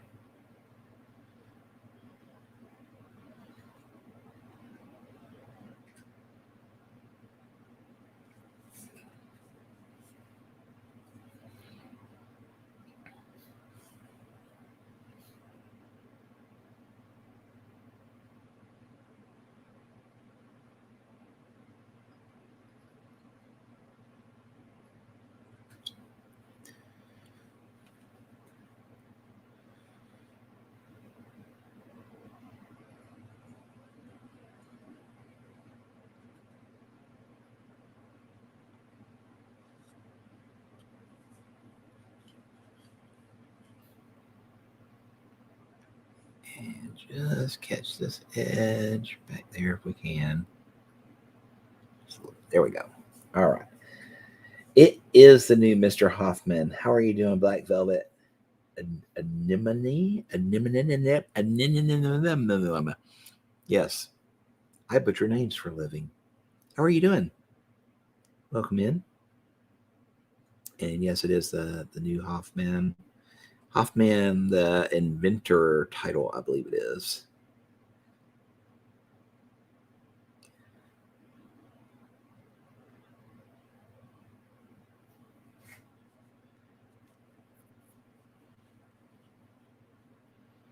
We are painting the spats or wingtips or whatever the hell. I think they're supposed to be spats, even though they're not quite shaped like them, but they're very well defined and popped up above the shoe. So I'm going to call them spats.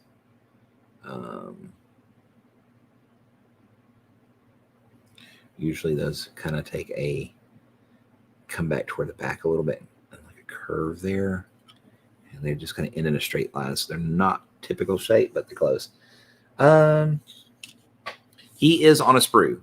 In fact, as far as I know, and I think I'm on this 100%, all the titles are sprue made, just like your normal kits. So you will be doing assembly on them.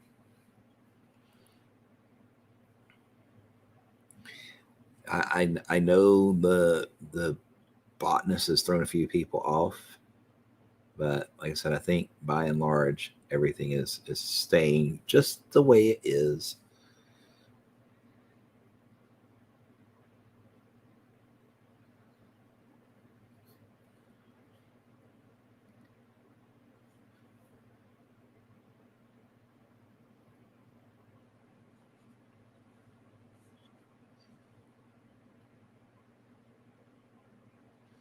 Me personally, I wanted those 90 pieces for the botanist because I'm kind of a masochist, I guess.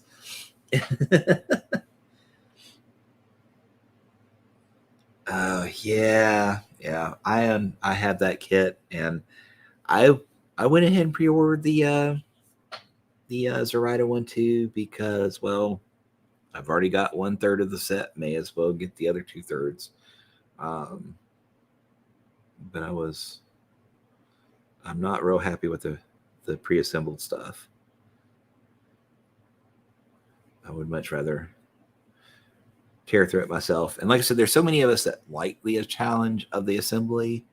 The people that don't like assembly, they just need to find us and say, "Hey, will you build my models?" And we'll go, "Yes, we love building models."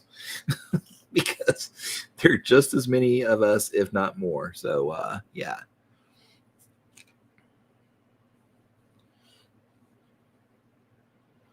Work on the buddy system. Find somebody that likes building.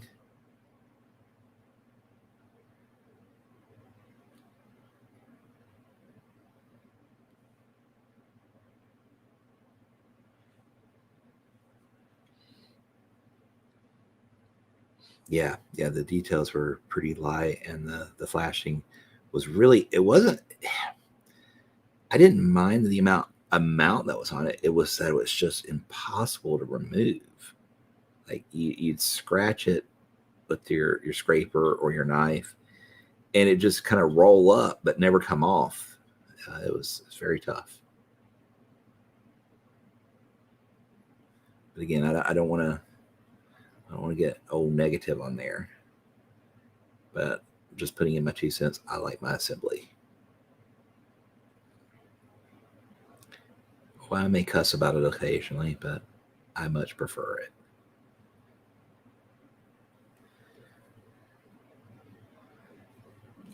For one, some models, like this one, sub-assemblies are a good thing. Like, this arm that crosses in front of his body is over here separate. I can't do that with a pre-assembled, right? The shoulder pads are off separate, so I can work on them individually. Can't do that with the other. So I like them not just for quality, but for ease of painting too.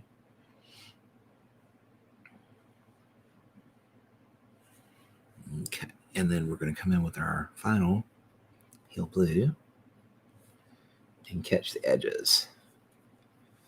I think I'm only going to get the top edge though. Right there.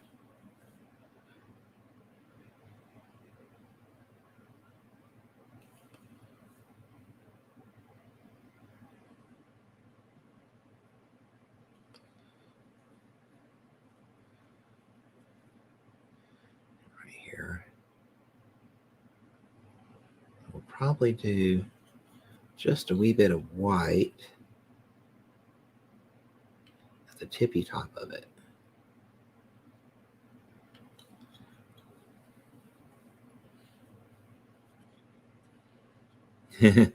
Yeah, I hear you. Ugh, the stupid gnat is back. Want to buy an exterminator. Please go away. I'm trying to paint. Can you not find somewhere else to be?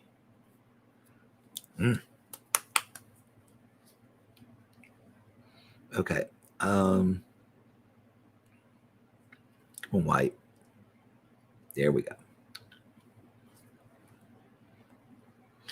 I had to keep remembering I've got to put those paints right back over there because those are the 3 that I use for the Calypso, which I've got to get back to it and finish it up. Started working on it recently, but I got to finish it. Kind of looks like a brain coral right now with all the silly putty on them.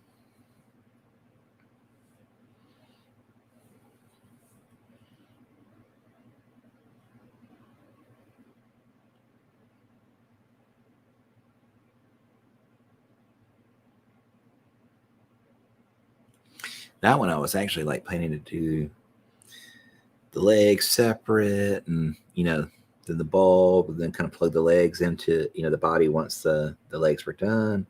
And then I realized, oh, you can't plug the legs in until the body is assembled. Ooh. So we're going to be doing some creative masking on this one. So that's what we did. Yeah, really couldn't not assemble that one.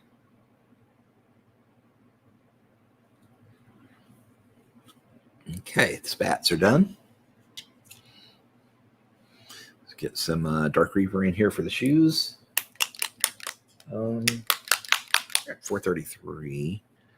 I'm going to be doing a break here shortly. So, Wyrd Hobby, if you're listening, be ready for that.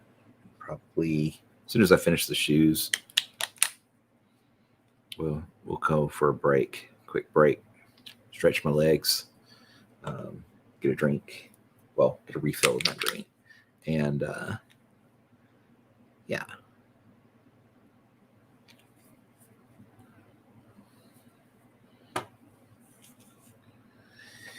So do I know if Karai and Sonya Army Box thing is on Spirit or is it pre-assembled as is advertised? It is pre-assembled, the Karai Other Side 2-player box set. But from what I've heard, the people in the office that were gluing them to the bases and stuff for the show, what I've heard, the mold lines of those are a lot better. The quality control and the mold lines are better. And unfortunately, the models are the new model is so good for Karai. I'm going to be buying that box anyways, just for the model.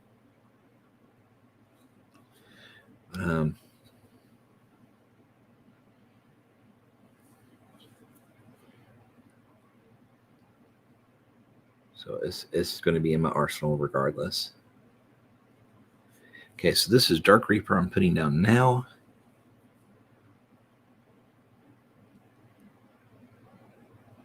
Kind of defining the toe box on the shoe.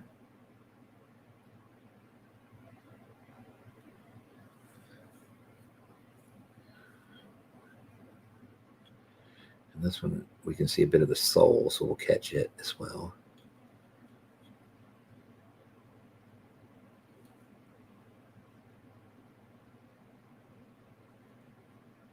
I guess we can see a little bit of this one too.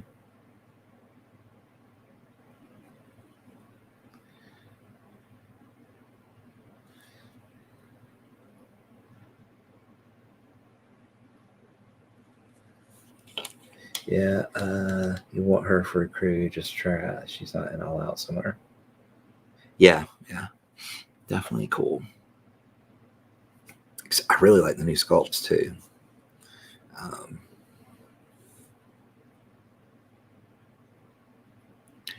Karai is one I've not played. I have the entire keyword. Just haven't gotten around to actually trying it yet. Now this is a mix of Dark Reaper and Fenris Gray right now. I'm just dropping a little bit, kind of like on the more toward the front of the toe box.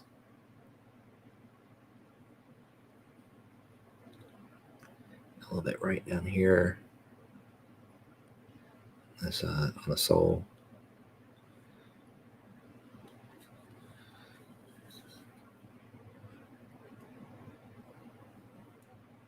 There. And then, sorry.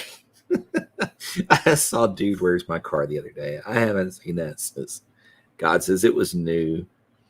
Still cracks me up. Stupid, but so funny.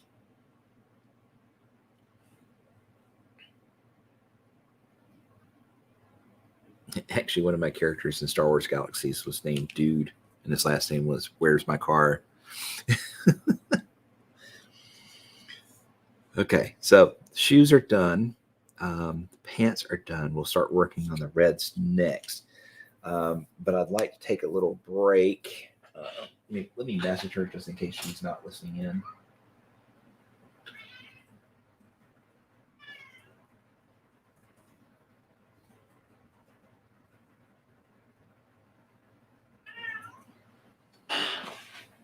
Be quiet, cat.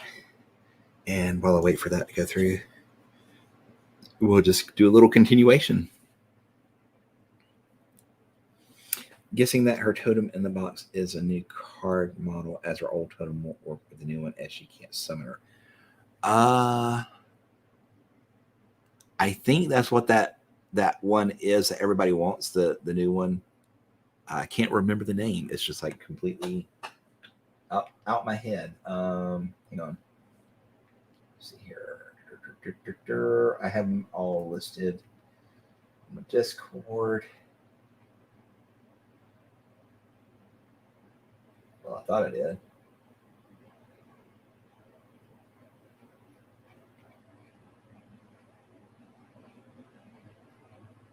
Yeah, is it the Gesh one? No, that's a minion. What is her totem? Does she have a totem? The enslaved spirit. No, that's a minion as well. Huh. I don't know. I'm assuming she has a totem. Maybe I don't have a card for that one. I thought I had all of them listed. But that one I just may not have gotten.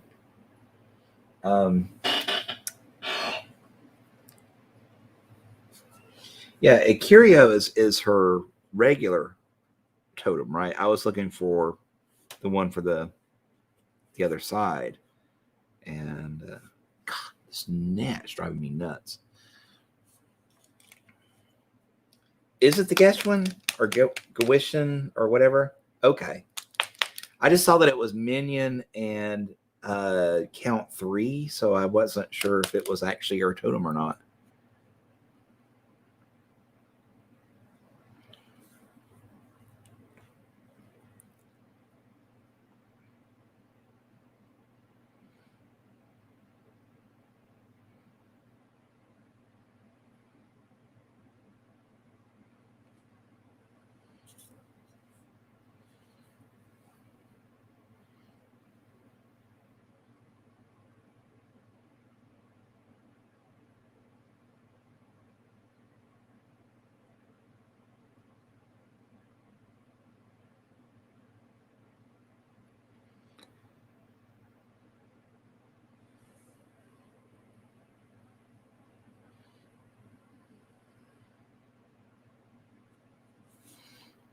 Yeah, like I said, I'm not 100% sure. I thought I'd captured her totem, but I'm not sure.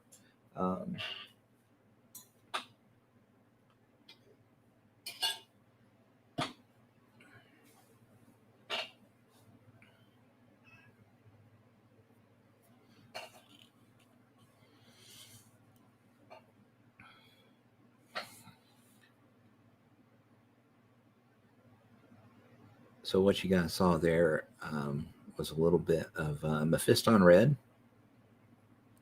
and some of the black red mixed together. This is the first highlight for the red here.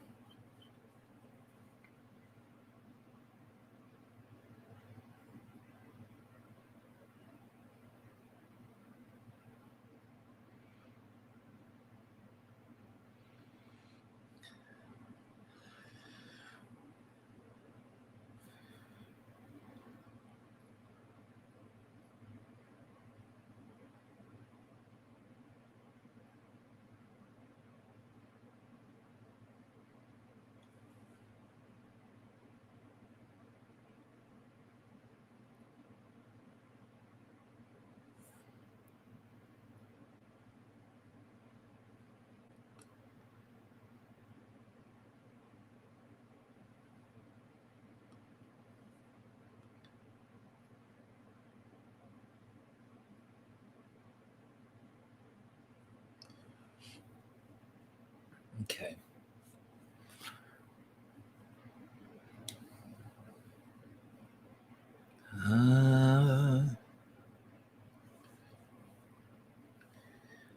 Curio even would help if I spelled it right. Yeah. That's okay. I mean, I knew which one you were talking about. So not a problem.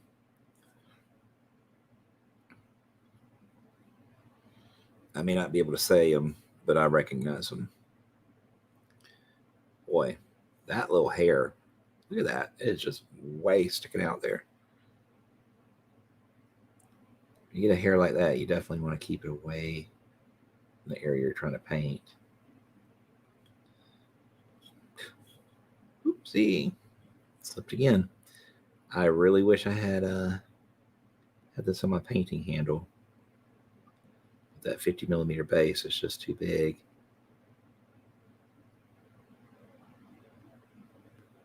I need to get one of those large model ones, but one of those things. Needs versus wants versus pocketbook.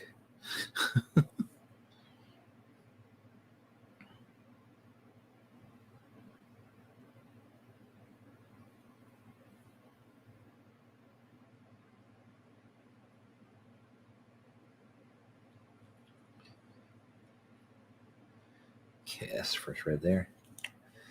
Unless you're keeping her card the same and it's just an alt model, just strange as you won't be able to summon her now, and she's cost 6. I don't know. Like I said, I'll have to see the box. I tell you, I've got a friend that bought it at GenCon, so I'll ask them after stream. I won't be able to tell you today, but the next time I stream, if I haven't already talked to you before, or you can message me on Facebook. and I'll get you the answer later. But they've had one that they got at GenCon, and I'm sure he's going to tell me every detail about what he purchased this evening.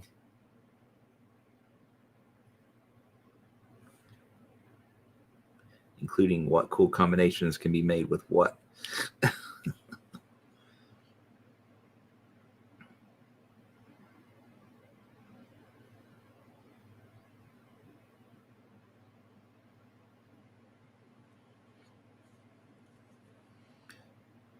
Okay. Let's start doing this other little bit here. Now, you notice I'm not doing the other reds on the suit. There's kind of a reason for that, because I'm going to be masking and airbrushing the reds on the suit plates.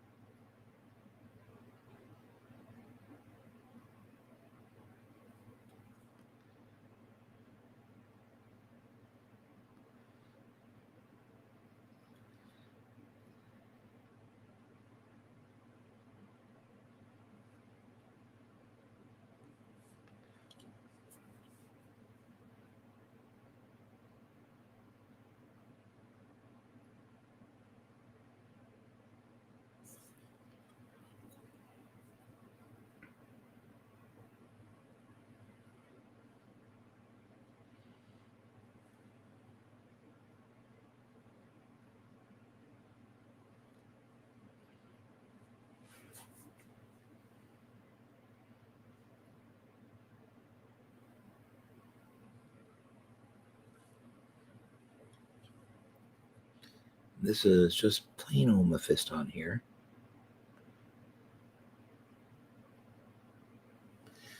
Pulling it down those lapels a little bit if I can. So I'm wanting to deposit more of that color toward the bottom of them.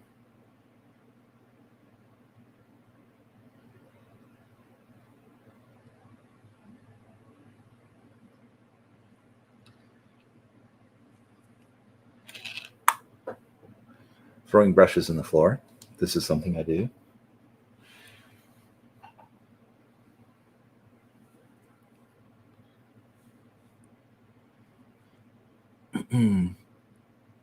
Weird Hobbies, if you're around, is there any chance I could go on that break we mentioned? Hit the restroom and grab a refill on my drink.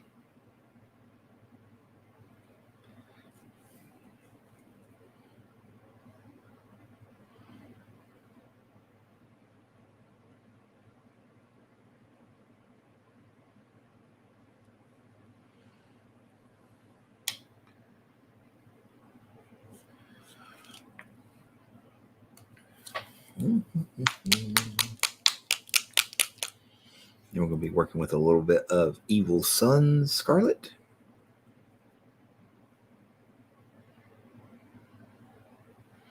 We may mix this with a little Mephiston. It just depends on how bright it is.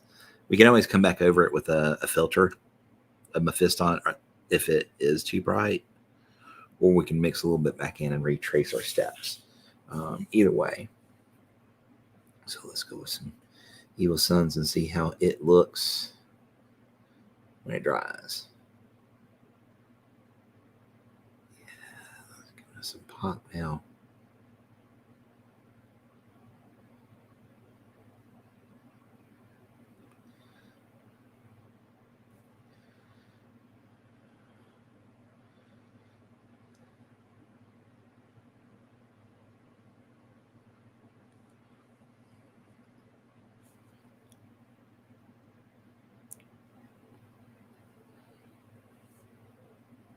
You're trying to find if there's a link to my Facebook.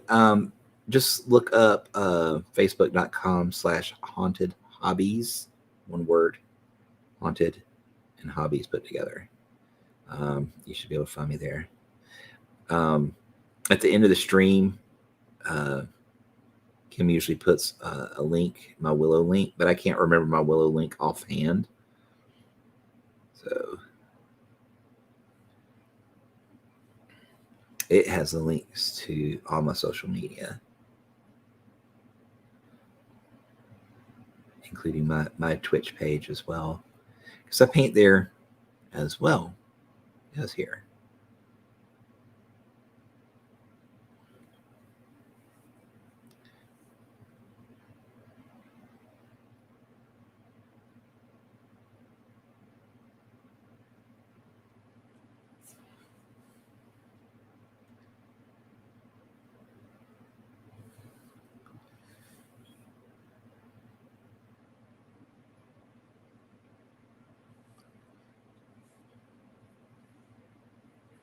Thank you very much. Appreciate that.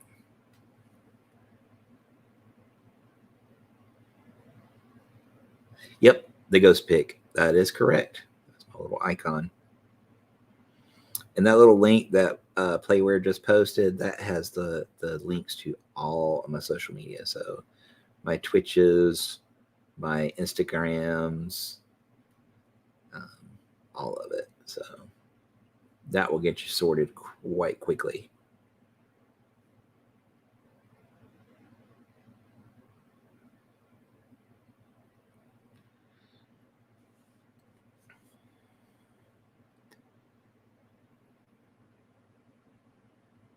Like I said, I could just never remember that one off the top of my head. All right, cool, excellent. And I just put in there, let me know the contents of the TOS box, and that way I'll remember to ask if he doesn't share it forthcomingly.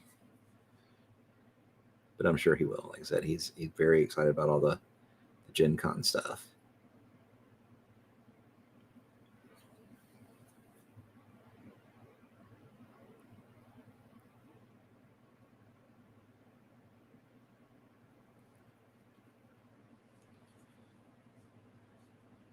All right, that's good. All right, let's see here.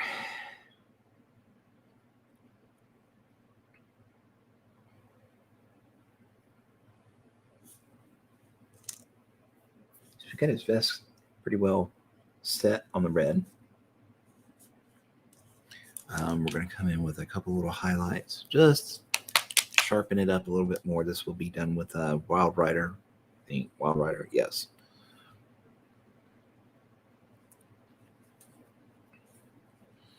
I'm probably going to tone it down with a little bit of the Evil Suns, though, because it is a bit on the bright side.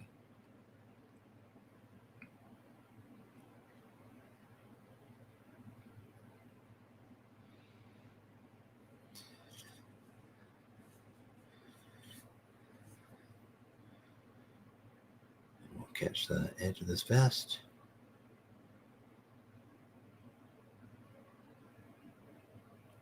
Someday we'll catch it.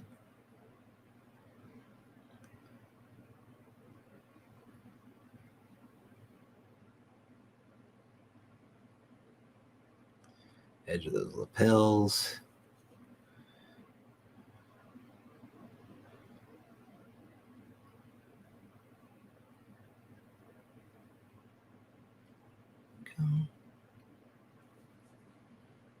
Catch a little bit over here as well.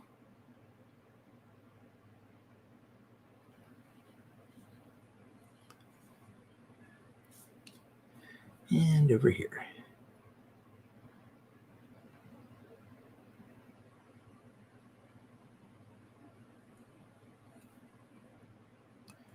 Okay.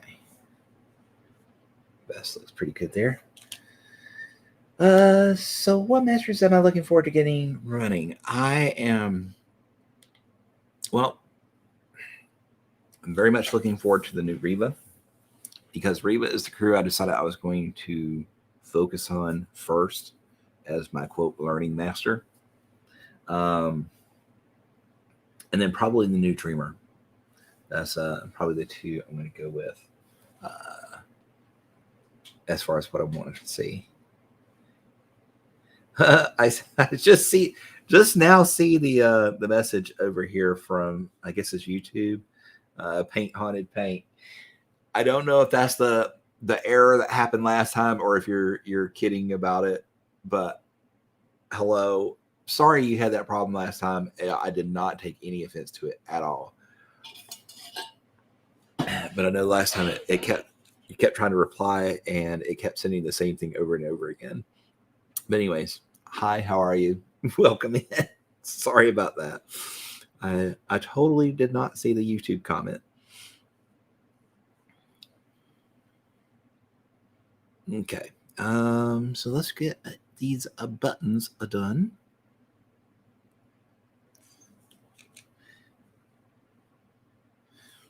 But I don't know if you can tell in the background over there, but I have the entire Seeker keyword, as well as another Calypso box and the Dead Rider in there. So I got a bunch going on. I have at least 2 complete keywords, at least 2 from every single faction, but most of them I have 3, 4, or 5 keywords worth. And that's a part of my problem when I was trying to learn. I was I had like analysis paralysis. I had so many to choose from, I didn't know who to go with. And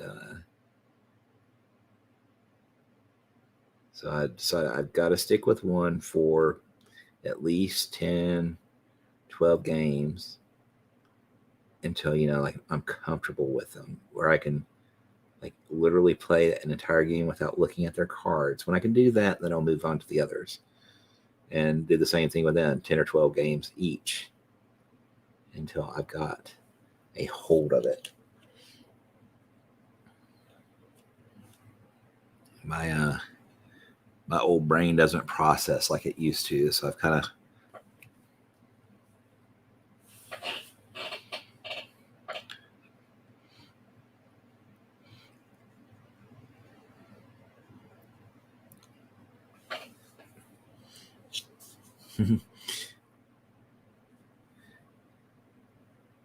I may not be able to process the game quick, but I still got reflexes. I just nabbed that gnat right out of the air.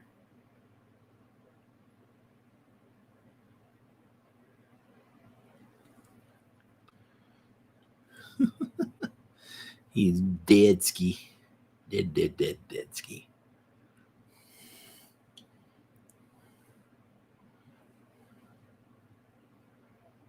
Goes with the most, baby.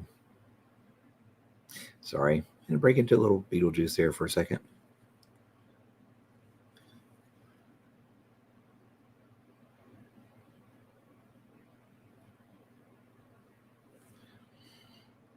All right.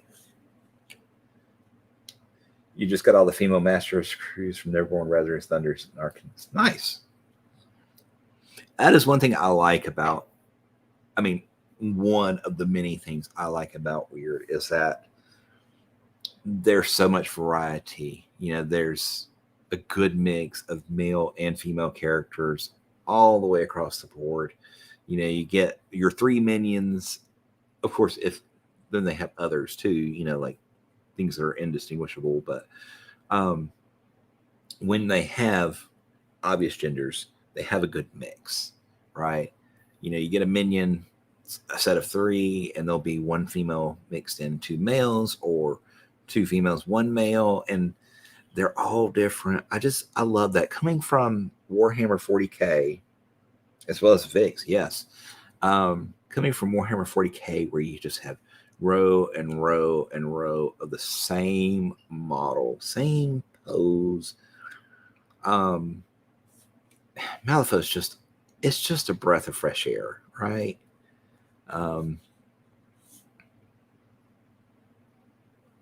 I hate seeing so much sameness on a board, and Malifaux saves that.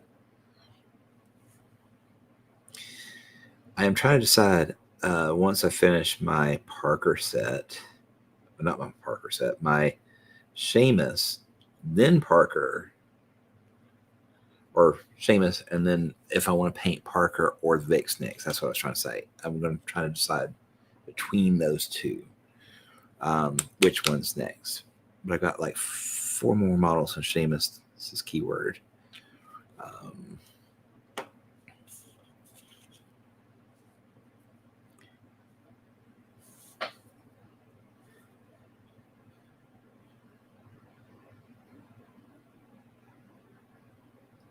Coming in with some Rhinox hide here, working on the belts.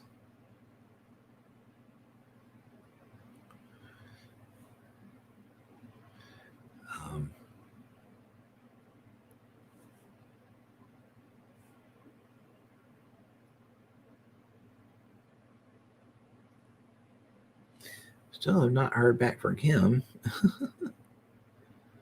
about a break. So we're just going to keep pushing through.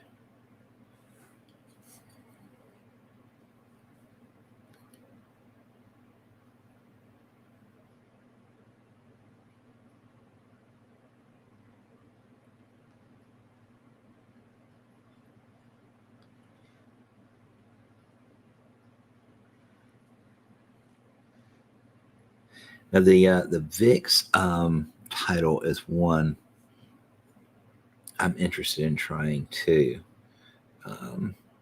So I'll probably end up doing the VIX next. I think that's going to settle my choice. I've actually gone ahead and 3D designed a base or a set of bases that they can magnetically pop out of and then pop into the 50 millimeter base together, so I can use my current models. I don't have the new one yet, the new title, and I can play either one now with that the 3D printed bases. Not gonna lie, I'm interested in the new Nexus Masters mostly because my friend hates multi-masters, aka VIX. So having three with 3 activations each, yes, yes, that's gonna really tilt some people, I think. I'm gonna be honest, I would definitely not want to play up against those.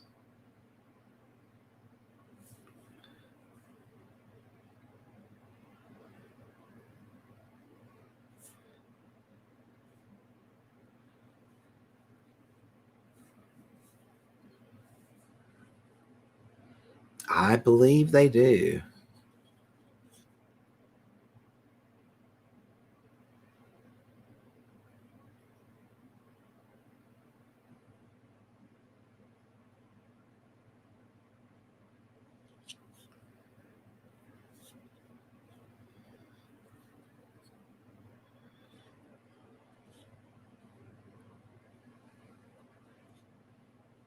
Yeah, that's pretty much my face, Seabass. Yep, that is my reaction as well. Oh my god. No. No, no, no, no, no, no, no, no.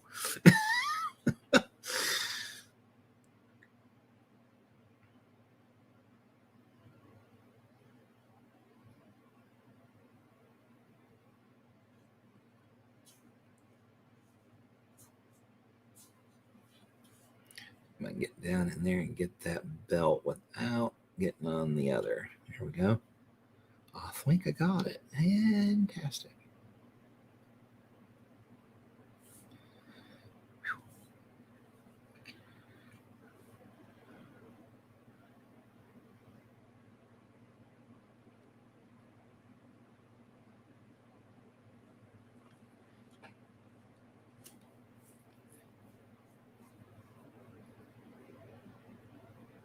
Oh my god. Oh my gosh. That's just sickening.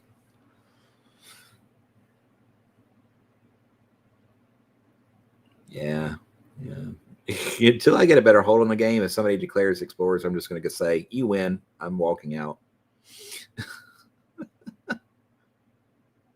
That's going to be my answer to that.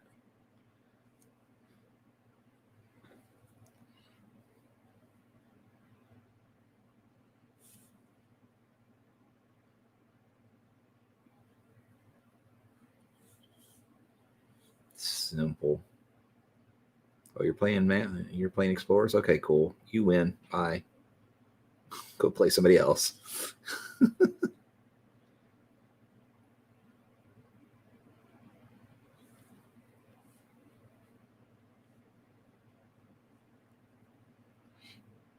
I'm looking forward to that one too. Mostly from a painting standpoint, but yeah.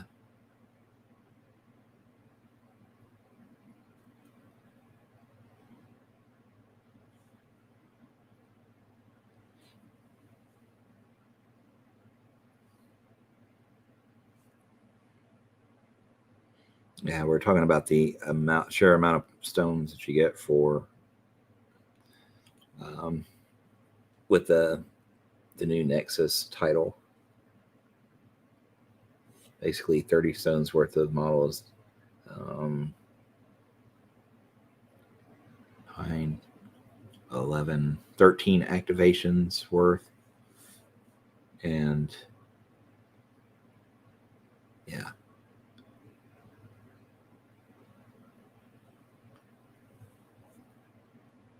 Okay, there's that. Thank you, Ray. Appreciate that. Everything. Well, yeah.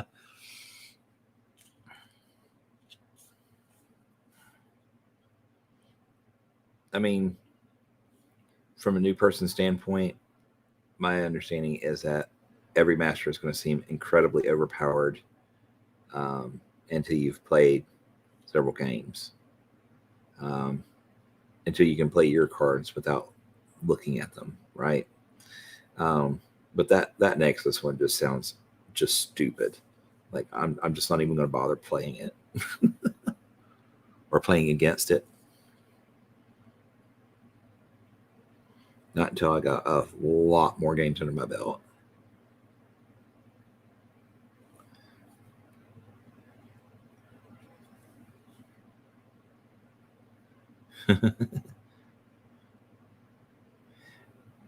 Yeah, but everything is not bullshit when you're um, when you're a new person. Okay, only the opposing team is. So it is a one sided in that respect because until you know what you're doing, your side isn't that. No matter how good they are on the cards, until you play them well, they're not. So the argument doesn't hold for new people.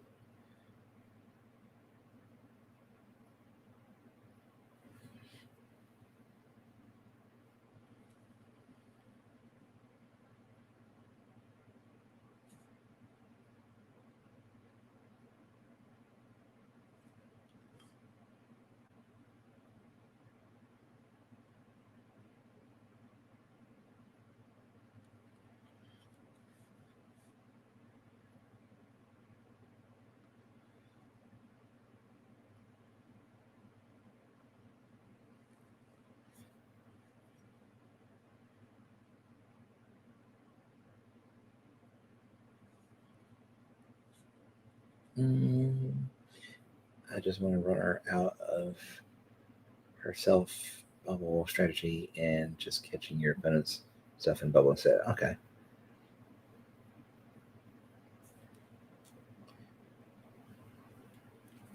Yeah. See, Brave, if I could have done that, I'd have probably been in a lot better place. But I never go half measures with the game. If I like something, I go crazy with it. When I bought into DZC, Drop Zone Commander, I immediately, I had my demo game and I went out and I bought 3,000 points of PHR and 3,000 points of Sheltari. First day, had a demo game, one demo game, and went out and bought 6,000 points worth of the game. Within a month of knowing about Malifaux, I had basically 3 keywords worth of Neverborn and 2 keywords worth of Resurrection. So I had 5 keywords within a month. I always just go overboard with things.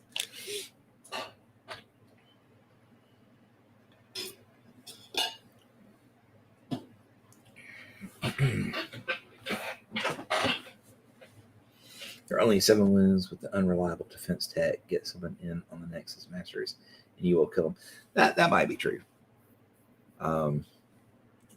But still, you got to get somebody reliable, and you got to get some flips that are reliable. And neither of those I tend to have. I probably had the worst card luck ever. Although the last game I played, I had incredible luck, like beyond good luck, and it was very surprising for me. It was surprising for the people I was playing because they'd heard how bad my luck was, and they're like, you flipped like 2 13s, you flipped a 12, you flipped an 11. Where's this bad luck you're talking about? I'm like, I don't know. It took off somewhere today.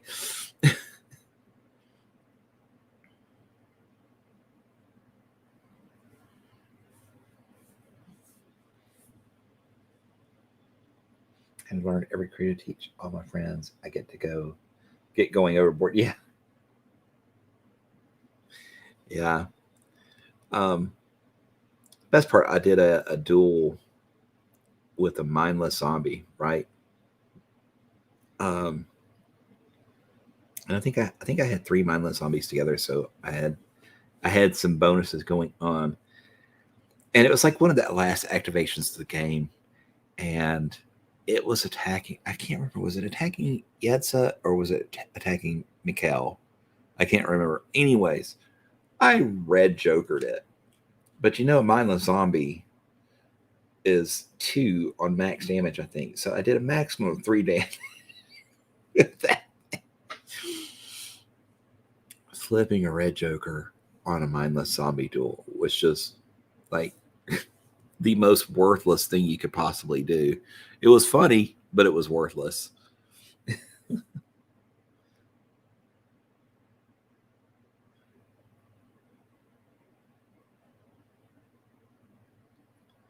If you see what I'm doing here, I am kind of bringing in a little bit of recess shading there just to separate those pants a bit. Not gonna lie, when M2E changed to M3E and all the crews dropped in price, I bought a crap ton of crew boxes. Yeah. Now I did get a couple. I got the Nicodem box for $15, and I got a Reva crew box, which I already had Reva already, but I managed to find another one discounted for $15. So I got both of those, and I figured I would just use the second Reva box for either painting fodder or for like prize support in my channel. If people ever decided they liked Malifaux, most everybody that watches my channel still is one of those other players, but I'm slowly working on them. I've gotten a few into Malifaux.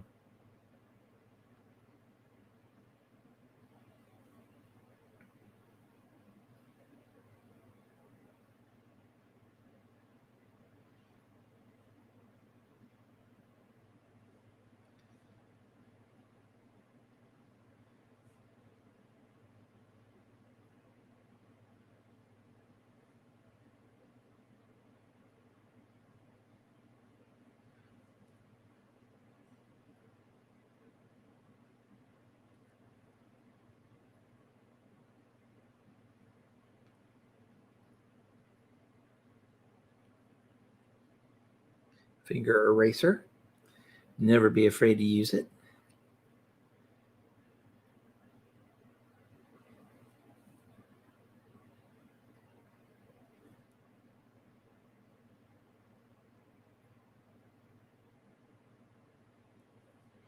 Okay.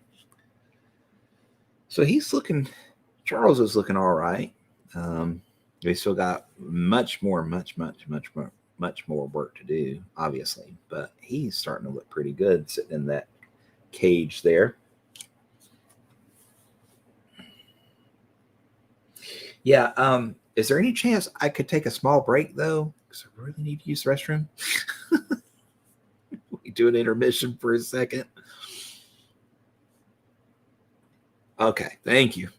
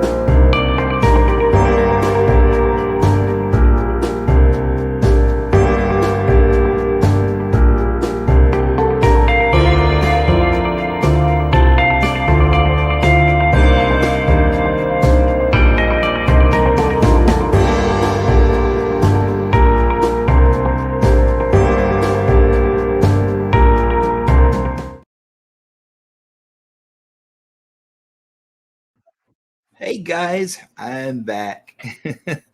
Sorry about that. We just had to take a quick little break. So, feeling much better, refreshed. My legs are not asleep. We're good to go. Let's see here. Let's catch up. What did we miss?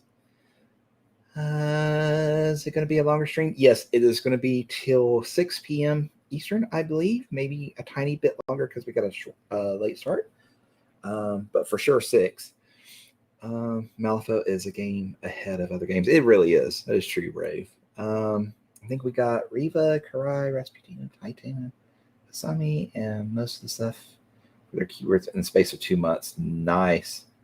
I was poor, but I got that plastic crack. Yeah. I'll eat ramen if it means I get some more plastic crack, right? I will. That's what I say. Let's see here. Yep.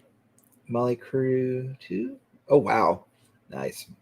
I need to get an original Philip and an original necrotic machine. Not original, but the 3E or the 2E models of them. I've got the Nightmare set, but I don't want to paint it just yet, right? I want to, because I've got commissions lined up.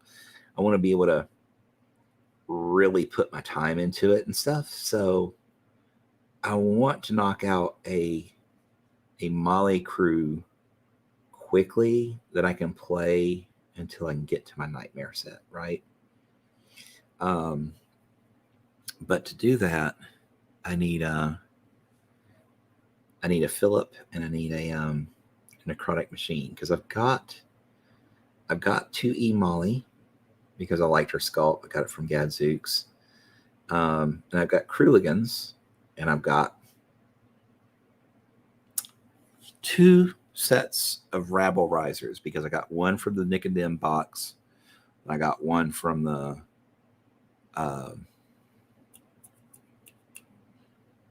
Scallywags, the Nightmare set. So I guess I've only got one. So I've got one set of Rabble Risers. So I really don't need a third set from the 3E box. Sorry, can't get that hair out of there.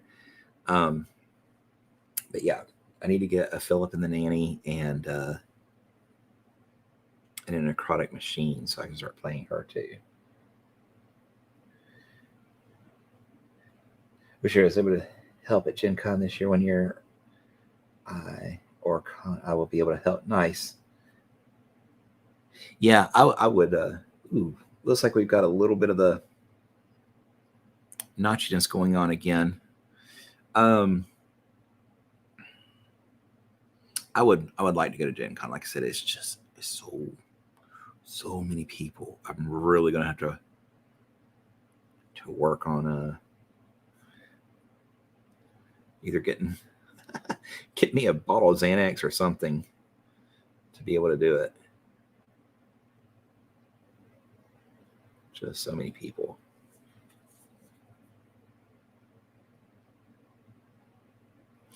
Now I can start working on the metal like I'm doing now, or I can break out the airbrush and we can work on the other bits of red. So up to you guys what you want to see. Airbrush will add a level of noise to the stream. Not a fan of the metal models. Some of the metal models I like my hands are clean. Like Lady Justice, she's one of the metal models I like. So I've got the 2E Lady Justice in my 3E crew. She's a little dusty, so I use her.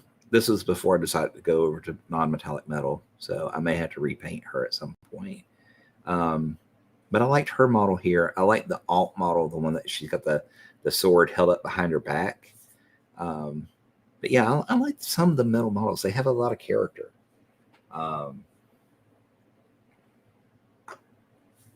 Yeah.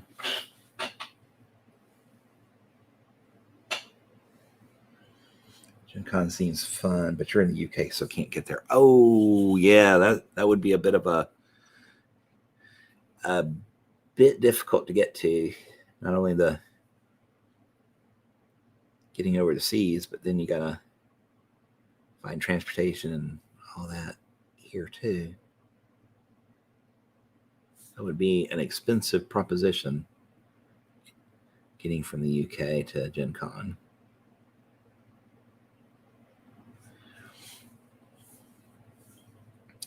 Do y'all have any sort of Malifaux con presence there in the UK? Like, does Malifaux or Wyrd go overseas at all? I guess either one of you guys can answer that question.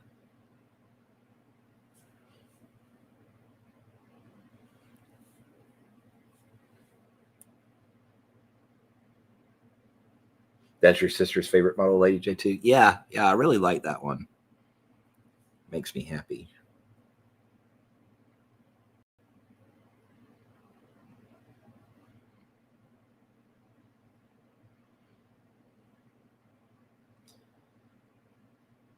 I love Lady J's Death Marshals. I like the 2E better. The 3E ones are good too. Don't get me wrong. I like the 2E ones. That they were kind of what drew me to her. I did not like the 2E Crouching Tiger Hidden Dragon pose. So that was why I looked at the old 1E models in metal.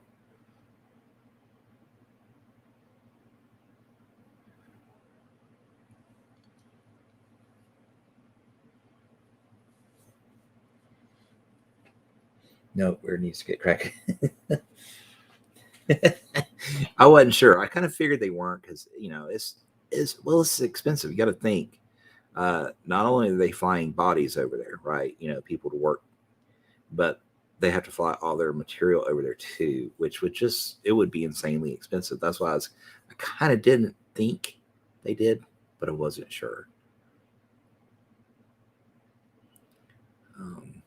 And honestly, with the prices of things now, I don't expect that's ever going to be a thing.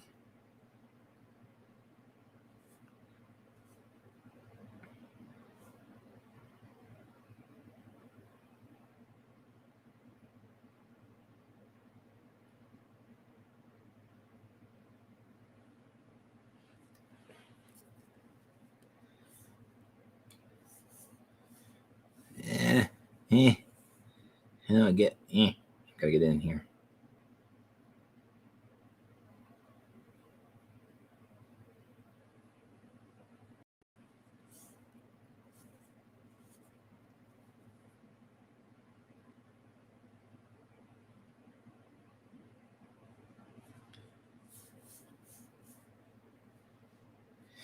Yeah. Well, just get out there and be a spokesperson for it. Hell. Maybe we need to get the henchman program going again. I know that would help out, get some tournaments organized. I mean, you can do it without having henchman status, no doubt, but always better if you can be henchman and get some prize support and stuff.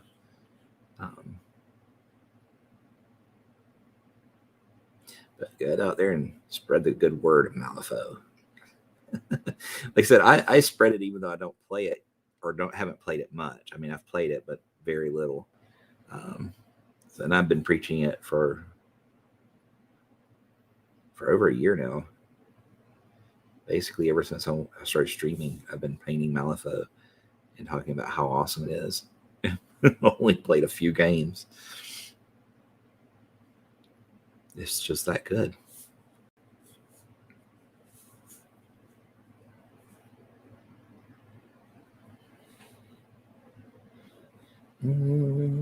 Google's how to Twitch chat versus me and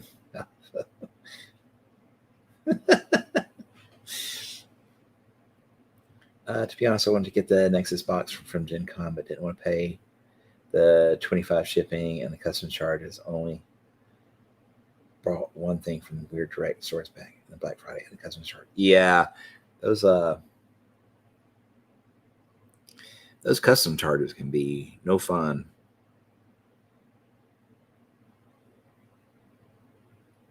That goes both ways too, though. I am also play Infinity, and getting stuff from Infinity can be from Corvus Belly can be quite pricey because it's coming from Spain. So I feel you.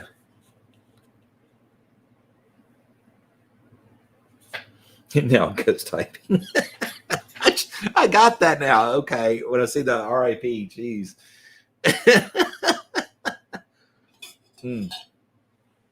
Dang.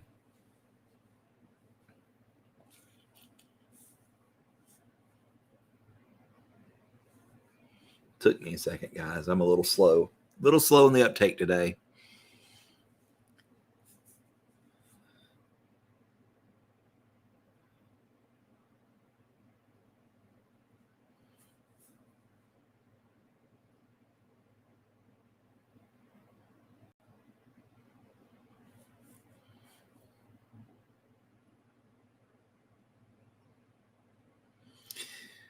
Oh, just a heads up.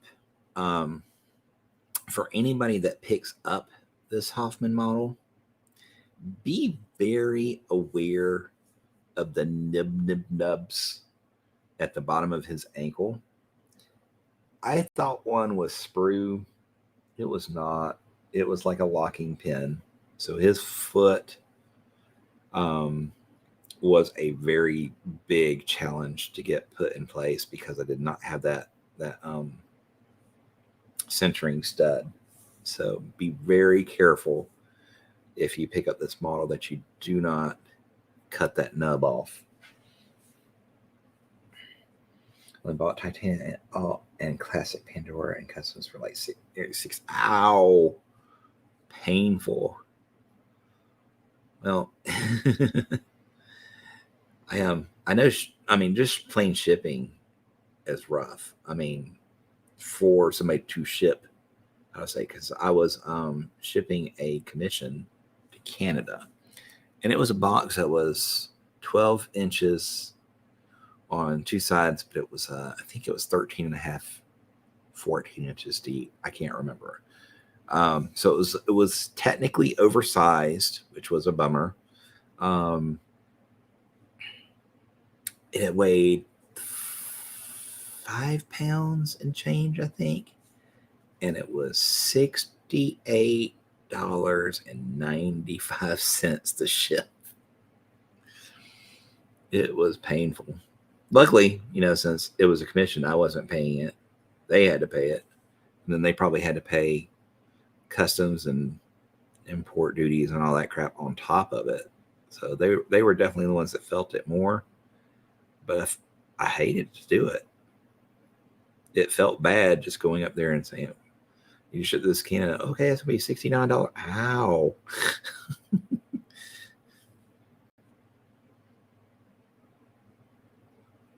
Is there like a cheaper charge if it goes slower? Could we use that?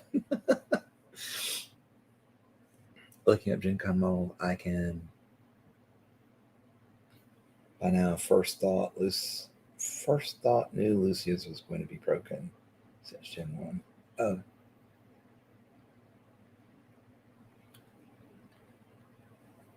Okay.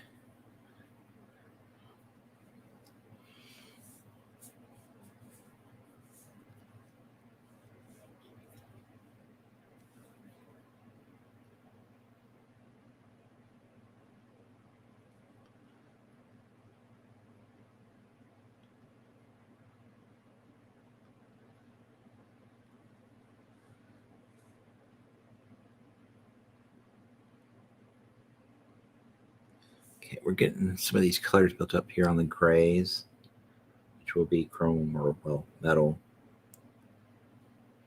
Now,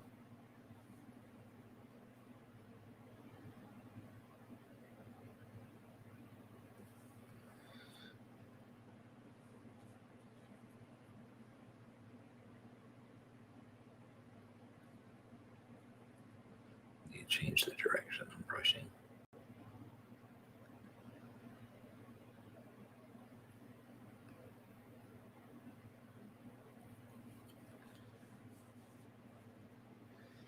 Okay, so we're just working our way doing that.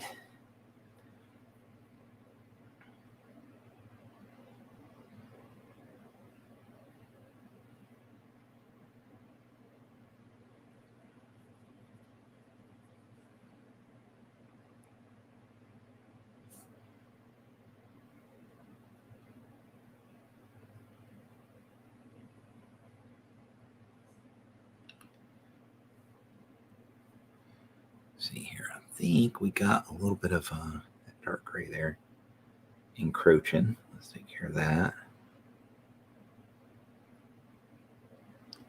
Go.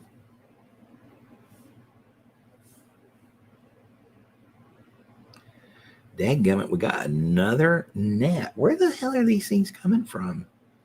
Oh my God, I hate them. We hate them. We hate the nets. So at the moment, it's looking like 5120 without customs to get the new Nexus Direct. Oof. Oof. Or I can pay 31.50 when it gets released in UK, but that's like 71 days. Yeah. I mean,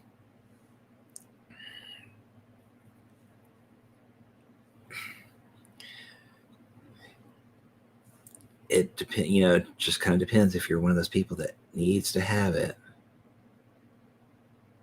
Because I can't be competitive without the newest models, or I can't not have the newest models, or whatever it is. Then you'll do it. Otherwise, you won't.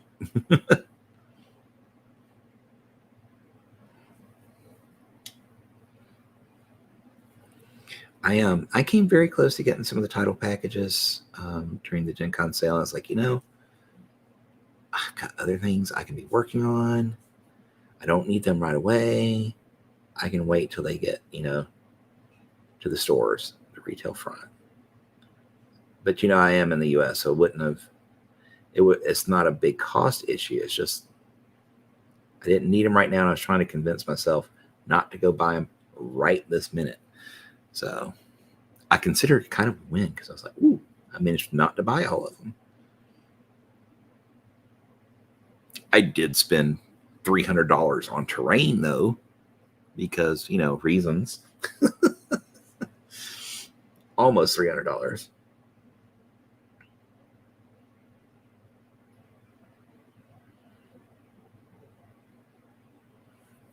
But that terrain's gorgeous. I love that weirdscape stuff. And like I said, that's going to give us some really good painting fodder to paint on stream.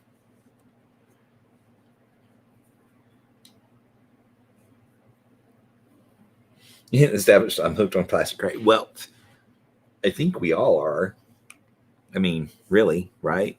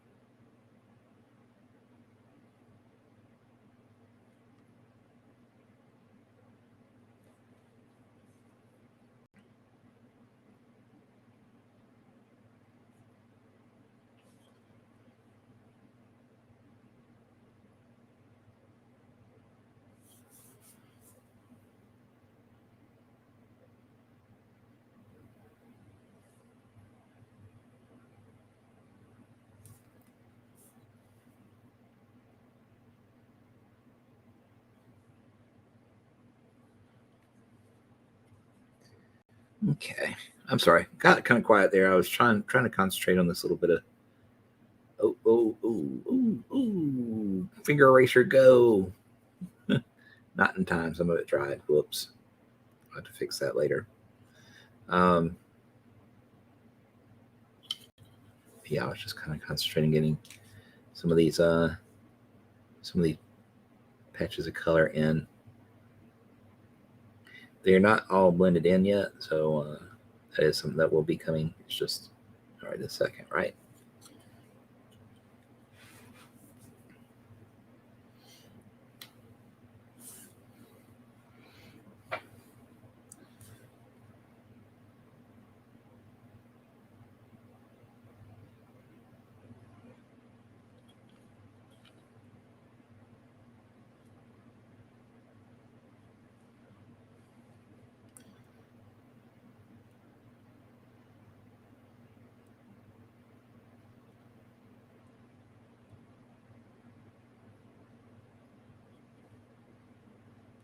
Okay. This is just the previous color, not this color, but the previous one. And I'm just kind of like filtering out the edge a little bit so it's smoother now. All that means is you're putting a light coat of the other color over the two, overlapping where they come in. It smooths it out a bit.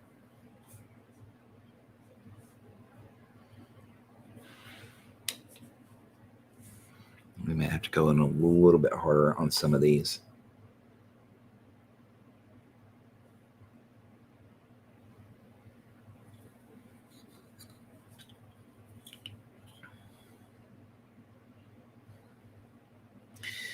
I think what I'm going to order myself, I want to get me that XL handle so I can hold it with the handle instead of trying to flip this thing around with the little base. I mean, I could put some blue tack on my brush cleaner, I guess, and use that. That'd be a pretty solid base. Yeah, I may do that rather than get the large brush holder. But I'm getting to the point now. I'm really getting tired of trying to handle this. I don't want to mess anything up.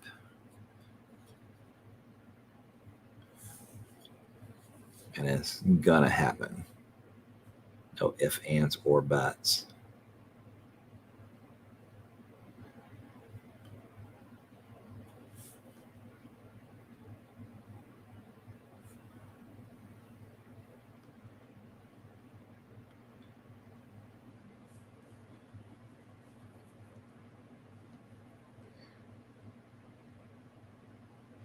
You've just read the new Yeza. She's pretty strong. Ah, go figure.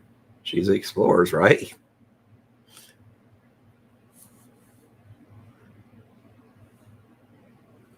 Hmm.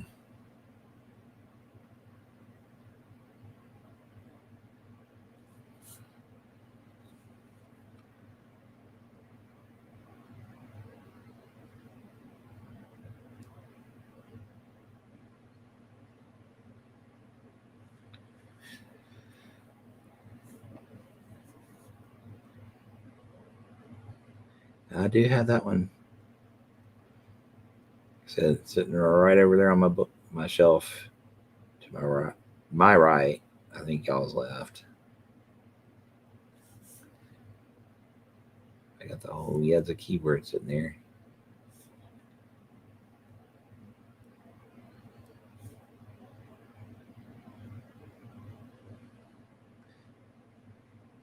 I probably won't be playing it for a while, even if once I get some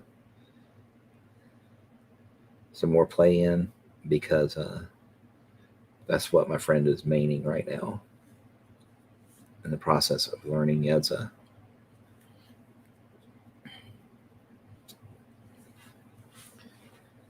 So if I get good against or with any of the explorers, it's probably going to be Yedza because I'll be playing against her a lot.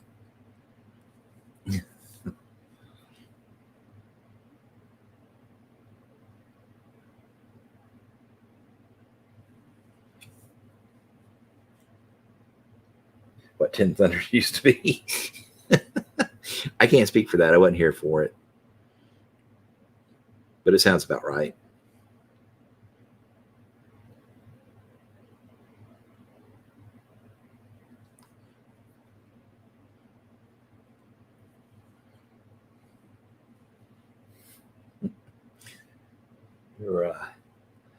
pulling up on the 15-minute mark here.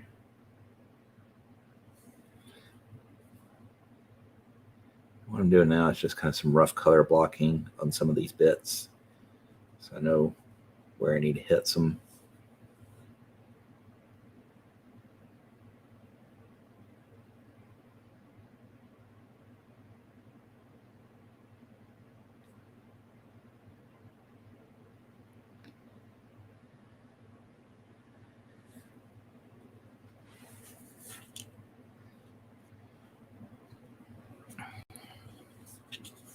Okay, I think we've done pretty decent with him. Wish I'd gotten a little bit more done, but we've done some decent progress, I think.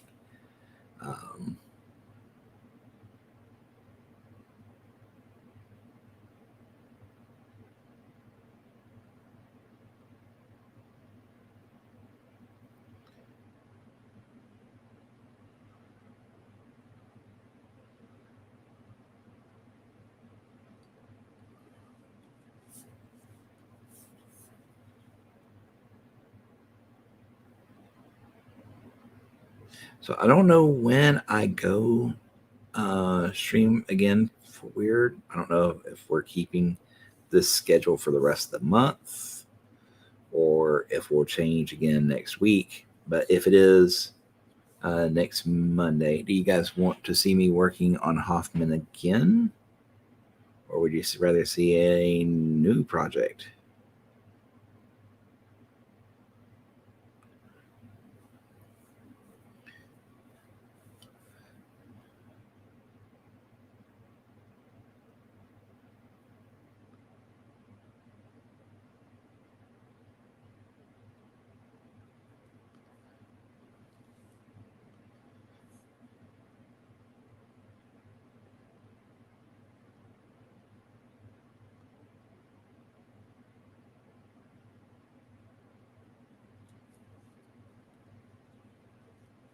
You want to? Okay. Well, official Wyrd has spoken. We'll be working on Hoffman next time. You're easier, so you're told. Good answer. All right. Well, since Play Wyrd official has said they want to see Hoffman finished, we'll be doing Hoffman.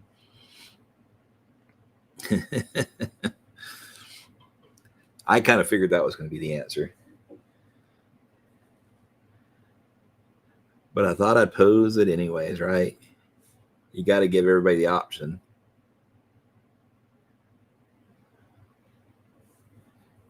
Even if they have no choice, you have to give them that the idea that they're making a choice, right?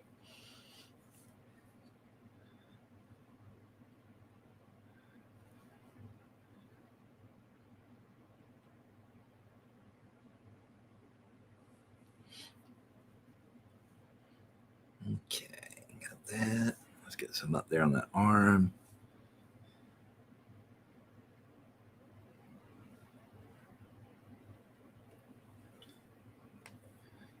I'm trying to think, we're probably going to have some brightness up here because this is going to be where the lightning is. So this is going to be real bright in here.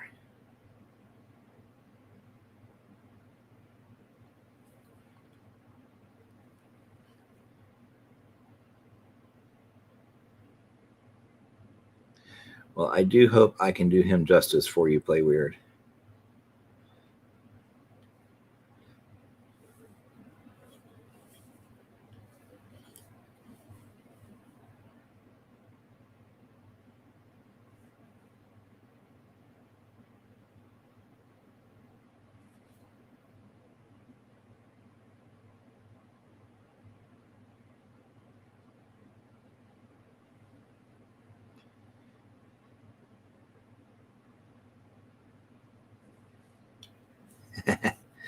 I appreciate the vote of confidence. Thank you.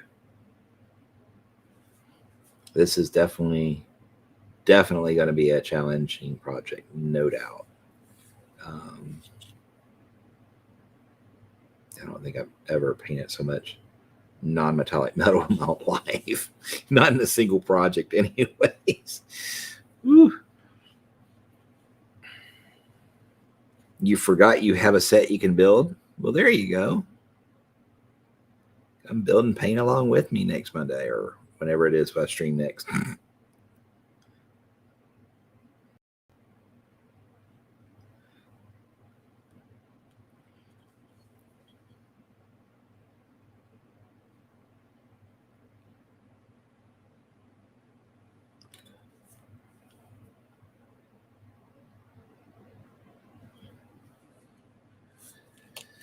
I'm just waiting to see what the new title for Titania does when, if she's shown. Yeah. Titania is awesome. I love the large sculpt of her. I don't know what it's for. I don't know what it's going to cost. I don't know when it's going to be available. But regardless of all those facts, it will be mine at some point in the future. That one and the Seamus one.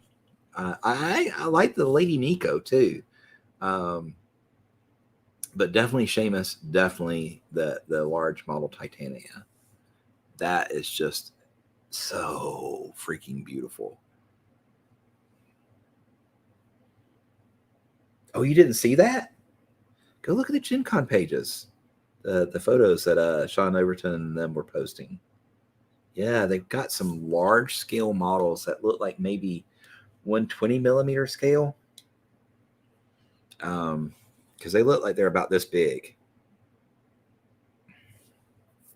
So yeah, go check them out.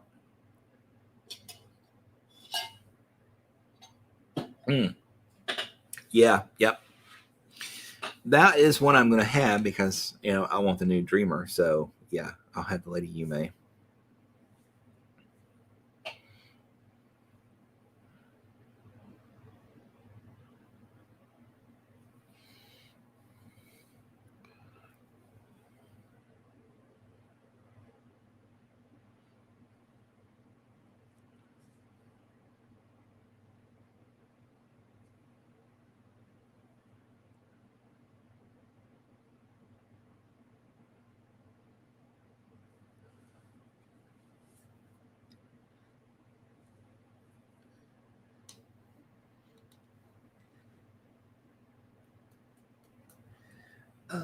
If you don't want the Yume, can I come to you to paint that one for me? Well, I do want that one. But if you want me to paint it for you, I'll be happy to do that. Just message me on Facebook via the Willow link that was sent up earlier, and we can discuss commission for that. But yeah, I definitely will be painting that one up for myself.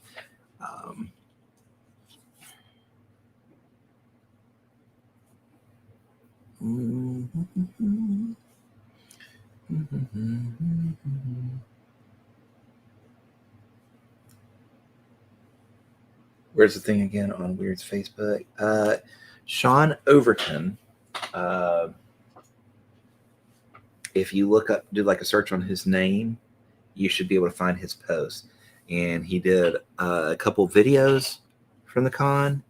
The first one, I think, was Thursday mornings, and that's the one that has video of the new models. And because it's early morning, there's not many people there, so you get shots without people jostling the camera and stuff, which is really nice.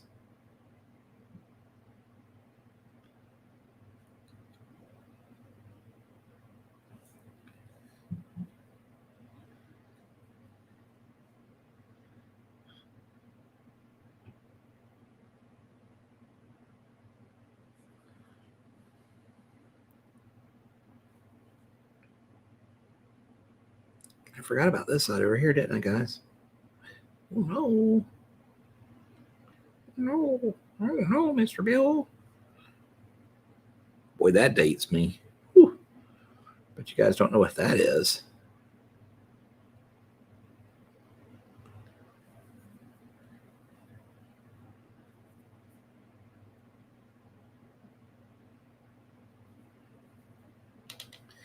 Oh, it dates you as well. Uh-oh.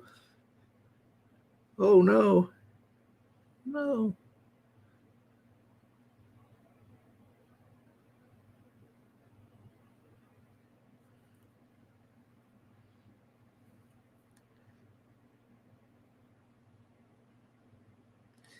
I think I'm going to try next time to have my third camera set up for the palette, so that we can have a palette cam going, so you can see where I'm mixing, how thin and such my paint is. We're definitely going to try to do that.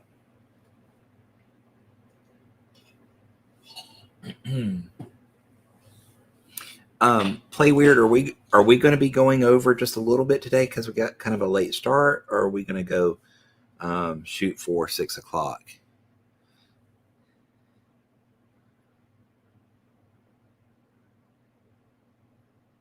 I mean, we weren't really that late. We're just a couple minutes late. So let's wrap at 6:15. Excellent. Okay, we can do that then.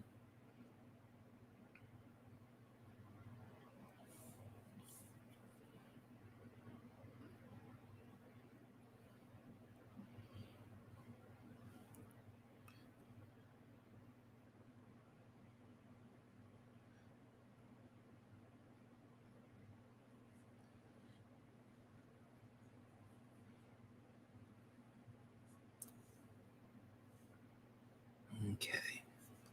Get back up here and get some on this helmet here. You know what? Actually, let's go reblock it in because we have lost some of it thanks to the flesh wash and stuff. So let's block this back in.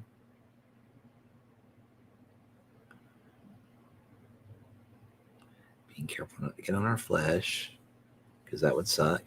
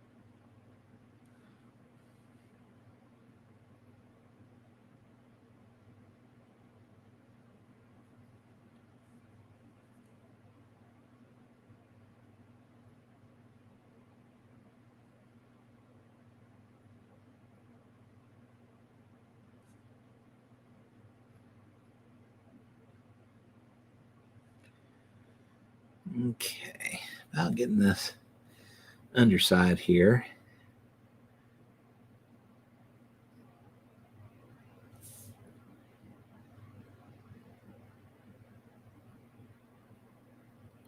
Harder paint I thought it would be.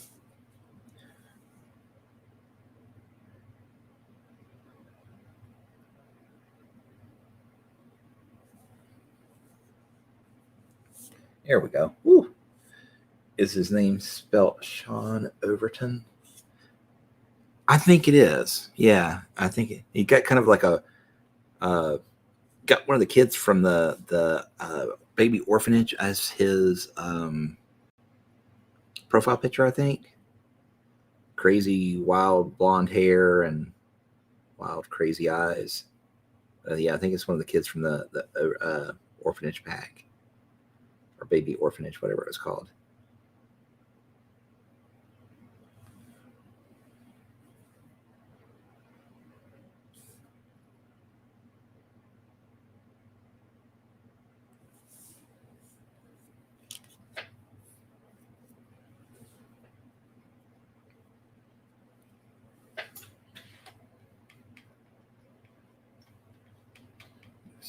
Is that it? Is that the one?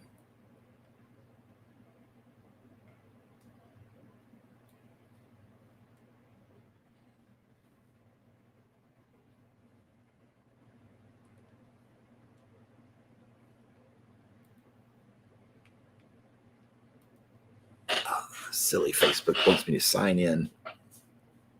Never signed in on Google Chrome before, so we're not going to worry with that. I'm assuming that's the right link.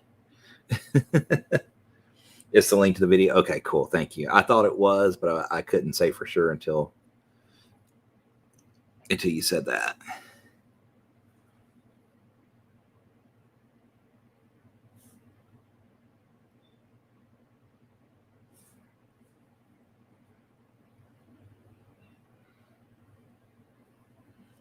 Doesn't work on phone.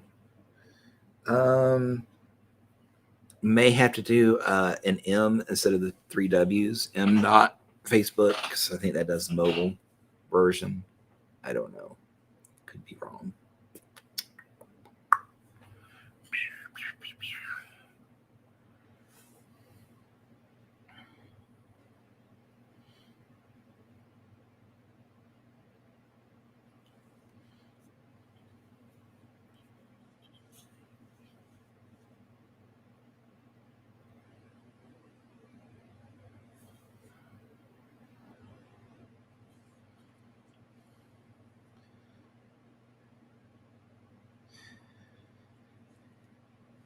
Now, I don't know how we're going to do this because it's got the OSL from below, which would technically put this basically in shadow.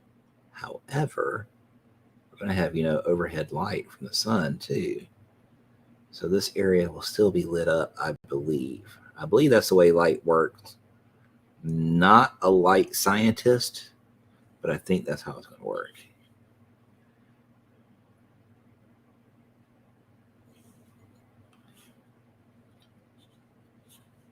So we're going to shoot for that anyways.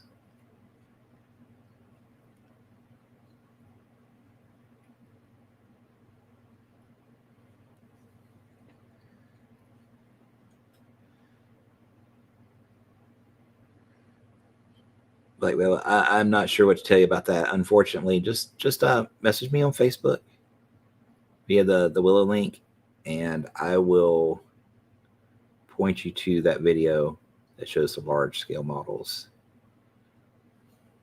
I'll just send you a screenshot or a photo of it so that you can open it on your phone and not have to worry about getting to the Facebook page.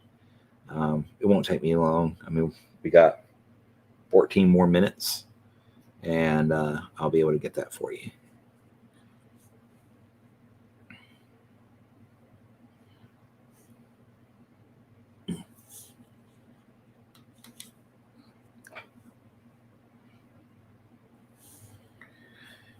Now this one is going to be pretty bright because we're going to have our OSL down here.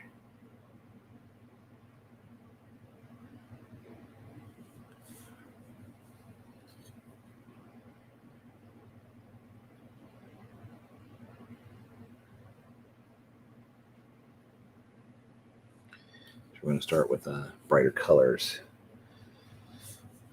We'll leave the dark gray in the absolute recesses, but the rest of it will start with the London gray. And then we'll work up toward almost white.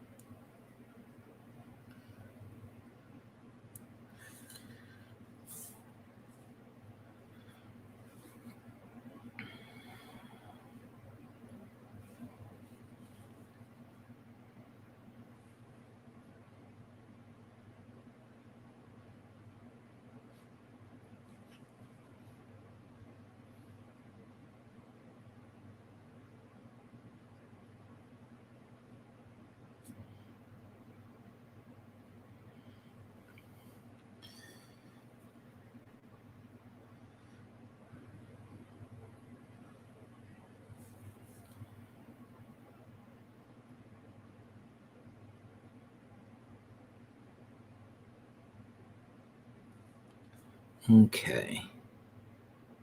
Go on the side there a little bit too. Doesn't work on comp either, so maybe private. Huh. That is strange. Well, like I said, I will. I'll get it to you afterwards. Just message me, and we'll get you straightened out. Like I said, it's an amazing sculpt. The Seamus and the Lady Nico one are just beautiful. I don't know what they're for. If they're just test models, I hope not. I hope they are going to be available. They're not just going to be, like original sculpt for testing before making a mold for 32 millimeter scale. Because I want one that big. I want a statuette. Oh, you gotta go, Rave. No problem. We'll have a good day. Thank you for hanging out, and we'll hope to see you next week when we're finishing up Hoffman, or doing more work on Hoffman. I don't know if we finish them, but we'll do more work on them next week. Stay weird, indeed. That's my line. All right.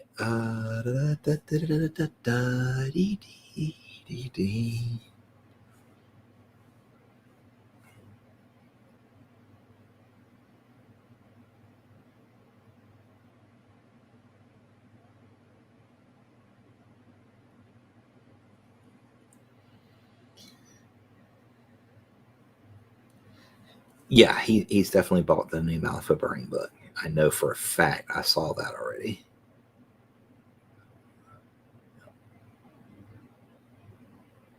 He has all of them. Like I said, I fully expect the next. He's probably like recovering today, and then of course he has to work, and then while he's at work, his brain is gonna start tweaking all those numbers out, and he's gonna start messaging me, "Hey, I can get 14 inches of move on blah blah blah blah blah blah blah blah with this and that and this combination, and I can do 28 move this way or push that way." And he'll have a million different strategies before the night's out. You wait.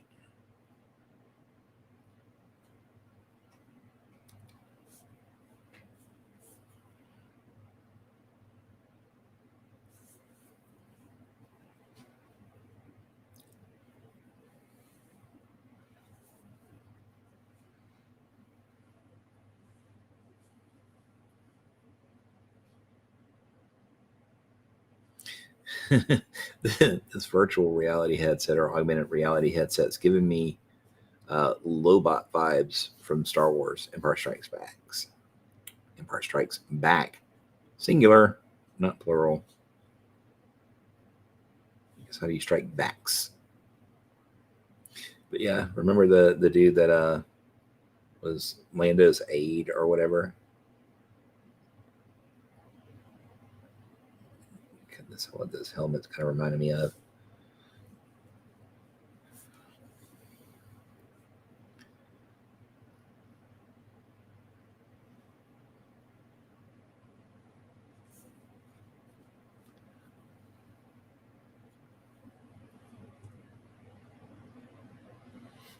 Maybe come back. It's only a matter of time. I did when I was painting Madame Cybele, because she does have an enormous backside. So yeah, I was doing it with her, singing that song.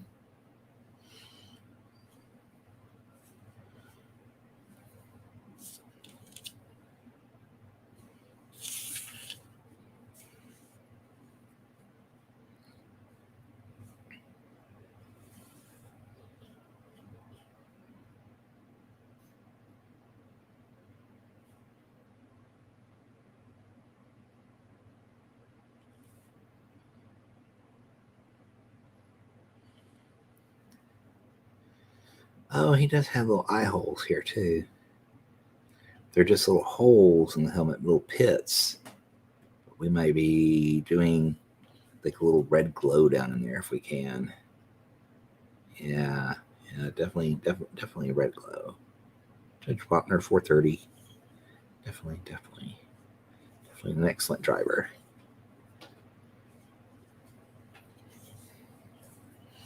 Mm-hmm.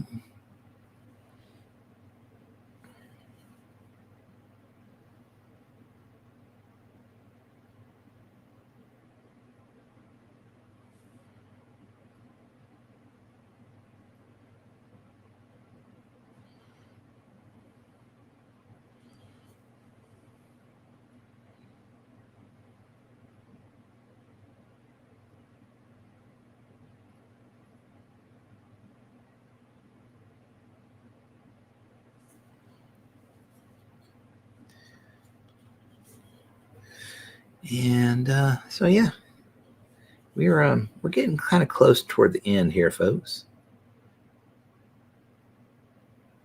Got a few more minutes. You have a few more minutes with me. So if you have any questions, thoughts, queries, be sure to let me know. I'm trying to get them answered before the inevitable end.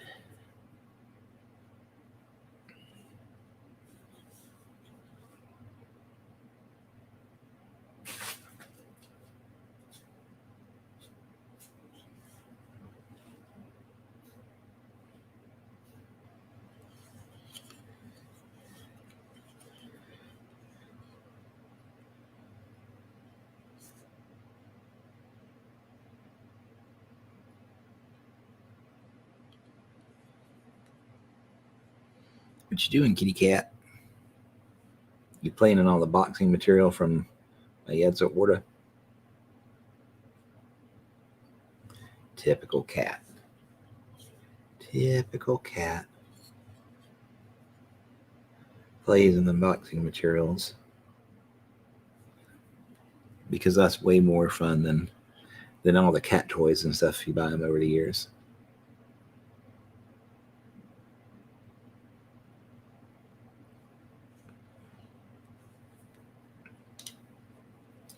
Okay.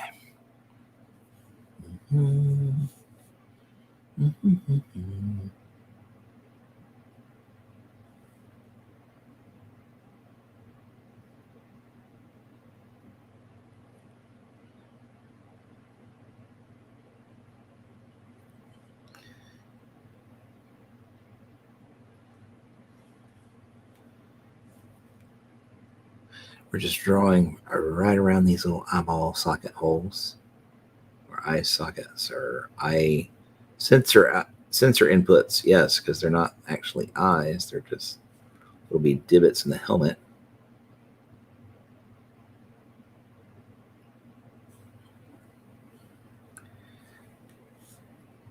Paint him like one of your French girls. I'm trying.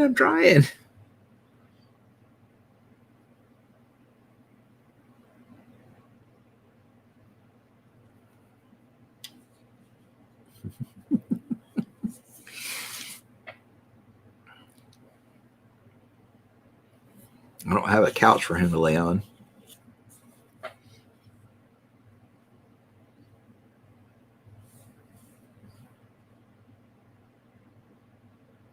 And I think TOS would prevent them from being nude. Well, as long as they don't show nipple, because nipples are what are dangerous.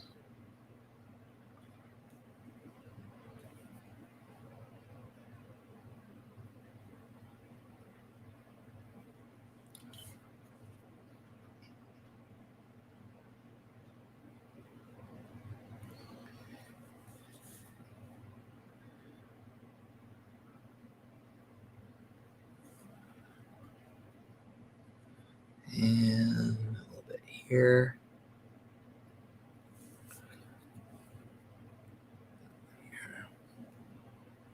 Perf. Sorry, couldn't see this one clearly.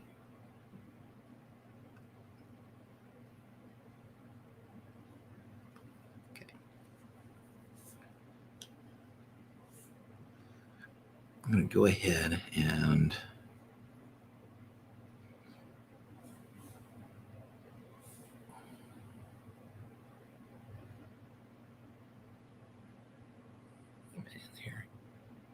get in that eye hole.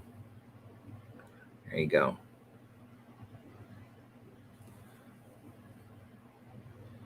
And we'll do some OSL here in a little bit with that. Probably not today, but at some point.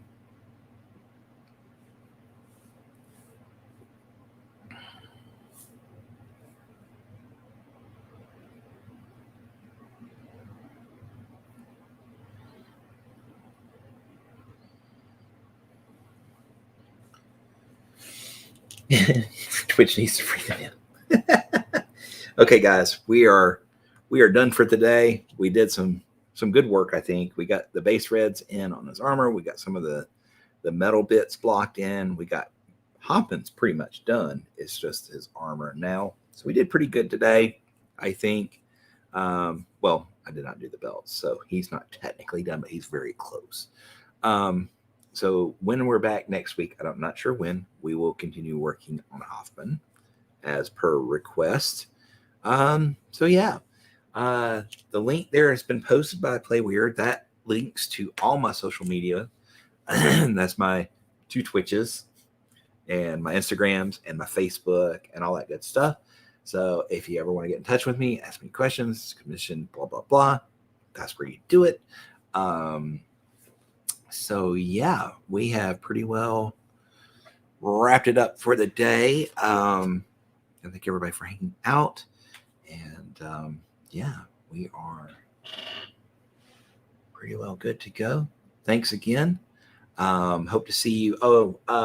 We do have tomorrow at 3:30 p.m. Eastern, What the Foe is doing his painting, which I believe is the title form Lucius. So definitely want to tune in for that one. I know I will be there for it. So yeah, guys, thanks again for hanging out. Hope to see you tomorrow and when I'm streaming again next week. Till then, stay weird. See you, bye.